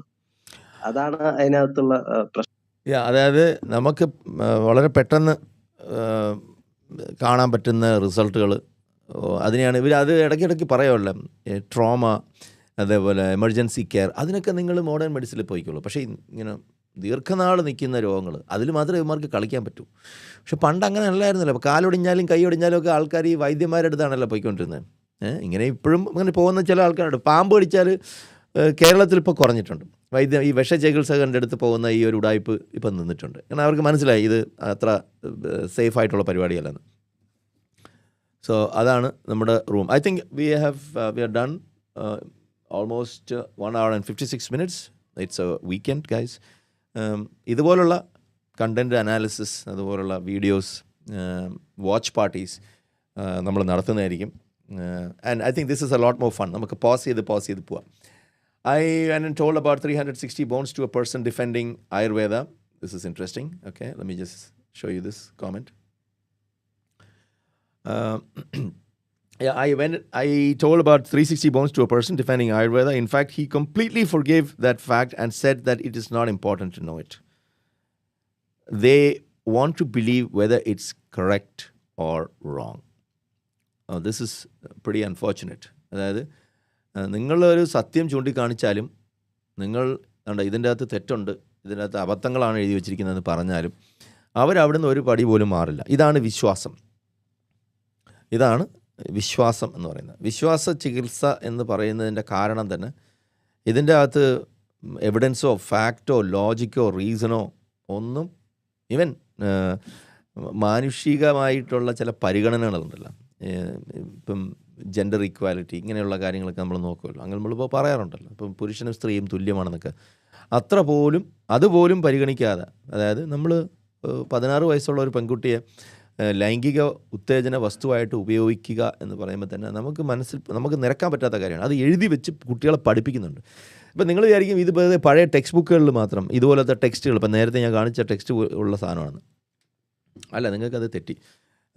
ടെക്സ്റ്റിൽ മാത്രമല്ല, ഇതും കൂടി നിങ്ങൾ ആർക്കാണോ ഇത് കാണിച്ചത്, ഞാൻ അതും കൂടി കാണിച്ചിട്ട് നിങ്ങൾക്ക് ഞാൻ ഈ സെഷൻ എൻഡ് ചെയ്യാം. I hope I can find it. കുറച്ച് നാളുകൾക്ക് മുമ്പ് നമ്മൾ ഇത് എല്ലാത്തിൻ്റെയും സാധനം എടുത്ത് വെച്ചുകൊണ്ടിരുന്നതാണ്. അതല്ല, എവിടെയത് സ്ത്രീ ആസ് എ വാചീകരണ യന്ത്ര, പോസ്കോ, കിട്ടി. അങ്ങനെ അത് ഫയൽ ചെയ്തിരിക്കുന്ന പോസ്കോ ആയിട്ടാണ്. ഓക്കെ, പ്രിയ സുഹൃത്തെ, this is for you. I am showing this to you. Okay, ഈ സ്ക്രീനും നോക്കുക. Text book of Swasthavritta, page 30. ഇത് BAHMS കോഴ്സിൽ പഠിപ്പിക്കുക മാത്രമല്ല, ഇത് ചോദ്യപേപ്പറിൽ വരികയും ചെയ്തു. ആ ചോദ്യപേപ്പർ ഞാൻ കാണിച്ചു തരാം. അപ്പോൾ ഇതിൽ പറഞ്ഞിരിക്കുന്നത്, ഇതാണ്. Man will have desire for sexual intercourse daily. On suppression of this urge, he may suffer from diabetes, obesity, and looseness of the body. ഇതാണ് ഏറ്റവും ഡേഞ്ചറസ് ആയിട്ടുള്ള statement. A woman up to 16 years is considered as child. 16 വയസ്സുള്ള ഒരു കുട്ടിയെ child ആയിട്ടാണ് കാണുന്നത്. After that up to 32 she is considered as youth, i.e. തരുണി. ഇത് ഞാൻ സ്റ്റേജിൽ 1-2 തവണ അവതരിപ്പിച്ചാണ്. After that up to 50 she is considered as old or വൃദ്ധ. അപ്പോൾ ബാല, പ്രൗഢ, വൃദ്ധ. ബാല, തരുണി, പ്രൗഢ, വൃദ്ധ. The sexual intercourse is contraindicated in old age as she is not inclined towards sex. ഇനിയാണ് പ്രശ്നം വരുന്നത്. The person having desire for sex, അതായത് ലൈംഗിക താല്പര്യമുള്ളവർ അഭിപ്രായപ്പെടുന്നത് that young girl is ideal during summer. നേരത്തെ ഡിഫൈൻ ചെയ്തിട്ടുണ്ട്. 16 വയസ്സിന് താഴെയുള്ള കുട്ടിയെയാണ് ബാല എന്ന് പറയുന്നത്. ആ പാരഗ്രാഫിൻ്റെ മുകളിൽ തന്നെ കൺഫ്യൂഷൻ ഉണ്ടാവാതിരിക്കാൻ വേണ്ടി ഡിഫൈൻ ചെയ്തിട്ടുണ്ട്. Is ideal during summer and autumn, during youth during winter and middle aged woman during rainy and spring season. Sexual intercourse with young girl daily increases strength. Sex with തരുണി daily reduces strength. And sex with middle-aged lady daily leads to onset of old age. Methods to enhance strength instantaneously. ഇങ്ങനെയൊക്കെ പറയുന്നുണ്ട്. എങ്ങനെയൊക്കെ ചെയ്യണം എന്നൊക്കെയുള്ള, എന്തൊക്കെ കഴിക്കണം എന്നുള്ളത്. ഈ ടെക്സ്റ്റ് ബുക്ക് നിങ്ങൾ പഠിച്ചിട്ടുണ്ടോ എന്ന് ഉറപ്പുവരുത്താനായിട്ട് ഒരു ചോദ്യം ചോദിച്ചിട്ടുണ്ട്. Rajiv Gandhi University of Health Sciences. I hope you can see that. June 15, 2025 കായ ചികിത്സ പേപ്പർ 2, ഇത് ആയുർവേദത്തിൻ്റെ എക്സാം പേപ്പറാണ്. അതിൽ ചോദിച്ചിരിക്കുന്ന ഒരു ചോദ്യമാണ്, എക്സ്പ്ലെയിൻ അബൌട്ട് നിധാന, സംപ്രതി, ഭേദ, ലക്ഷണ ആൻഡ് ചികിത്സ ഓഫ്. ഇതൊക്കെ കഴിഞ്ഞിട്ട് ഷോർട്ട് എസ്സേസ്, നിങ്ങൾക്ക് എഴുതാനുള്ള ഷോർട്ട് എസ്സേസ്. ആ എസ്സേയിൽ സ്ത്രീ ആസ് എ വാചീകരണ ദ്രവ്യ. നമ്പർ 10, സ്ത്രീ ആസ് എ വാചീകരണ ദ്രവ്യ. ദ്രവ്യം എന്ന് പറഞ്ഞാൽ അറിയാമല്ലോ, വസ്തു എന്നാണ്. സ്ത്രീയെ ഒരു ആഫ്രോഡിസിയാക്ക് ആയിട്ടുള്ള വസ്തു എങ്ങനെ ഉപയോഗിക്കണം എന്നുള്ളതിനെ പറ്റിയുള്ളൊരു ചോദ്യമാണ്. ഒരു മനുഷ്യൻ്റെ ശരീരത്തിന് വസ്തുവായിട്ട്, ദ്രവ്യമായിട്ട് കാണുന്ന, മാറ്റർ മാത്രമായിട്ട് കാണുന്ന വളരെ മനോഹരമായിട്ടുള്ള ഒരു ചികിത്സാ സമ്പ്രദായമാണ്. നിങ്ങൾക്ക് അത് മൊത്തം കാണാൻ പറ്റുന്നില്ലെങ്കിൽ ഞാനത് ഫുൾ സ്ക്രീൻ ആക്കി തരാം. സ്ത്രീ ആസ് എ വാചീകരണ ദ്രവ്യ. ഈ ചോദ്യപേപ്പറിൽ ഈ ചോദ്യത്തിൻ്റെ ഉത്തരമാണ് നേരത്തെ നിങ്ങൾ കാണിച്ചത്. ഭാവപ്രകാശത്തിൽ വന്ന സ്വസ്ഥവൃത്ത എന്ന് പറയുന്ന പേജ് നമ്പർ 30 ആ നേരത്തെ കാണിച്ച ആ പേജിൽ ആ ഡെഫിനിഷനും ക്ലാരിഫിക്കേഷനും ഒക്കെ കൃത്യമായിട്ടുള്ളത്. സോ നിങ്ങൾക്ക് നമ്പർ വരെ കൊടുത്തിട്ടുണ്ട്, 16 എന്നുള്ള കൃത്യമായിട്ട് നമ്പർ വരെ കൊടുത്തിട്ടുണ്ട്. അപ്പോൾ അതിൽ നിങ്ങൾക്ക് സംശയമൊന്നും വേണ്ട. ഇത് ആണ് ആയുർവേദം, ഇതും കൂടിയാണ് ആയുർവേദം. ഇതുപോലെ ഒരുപാട് സാധനങ്ങളുണ്ട്, ഒരുപാട് സാധനങ്ങളുണ്ട്. എങ്ങനെയാണ് ലൈംഗിക ഉത്തേജനം വരുത്തുക. പുരുഷന്മാർക്ക് മാത്രമേ ഉള്ളൂ കേട്ടോ, സ്ത്രീകൾക്ക് ഈ പറഞ്ഞ ഒരു സംഭവമില്ല. സ്ത്രീകൾക്ക് എങ്ങനെ ലൈംഗിക ഉത്തേജനം വരുത്തണം, സ്ത്രീകളെങ്ങനെ സെക്സ് എൻജോയ് ചെയ്യണം എന്നുള്ളതിനെപ്പറ്റി നിങ്ങൾക്ക് അങ്ങനെ അധികം ഒന്നും കാണാൻ സാധ്യതയില്ല. ഞാനിതുവരെ കണ്ടിട്ടില്ല. അങ്ങനെ എന്തെങ്കിലും ഉണ്ടെങ്കിൽ നിങ്ങൾ എനിക്കും കൂടി അയച്ചു തരൂ. So as usual, I hope you guys enjoyed today's show, and thank you Ijaz for joining us, and adepole Kushalji, thank you for manning the room. CID Ramdas, Panikkar modern medicine needs discovery, Panikkar എനിക്കറിയില്ല, അവിടെ കുറേ കമൻറ്റുകളൊക്കെ വന്നിട്ടുണ്ട്. നമ്മൾ അങ്ങോട്ട് പോകുന്നില്ല, and I will close off with the usual musical session. Goodbye.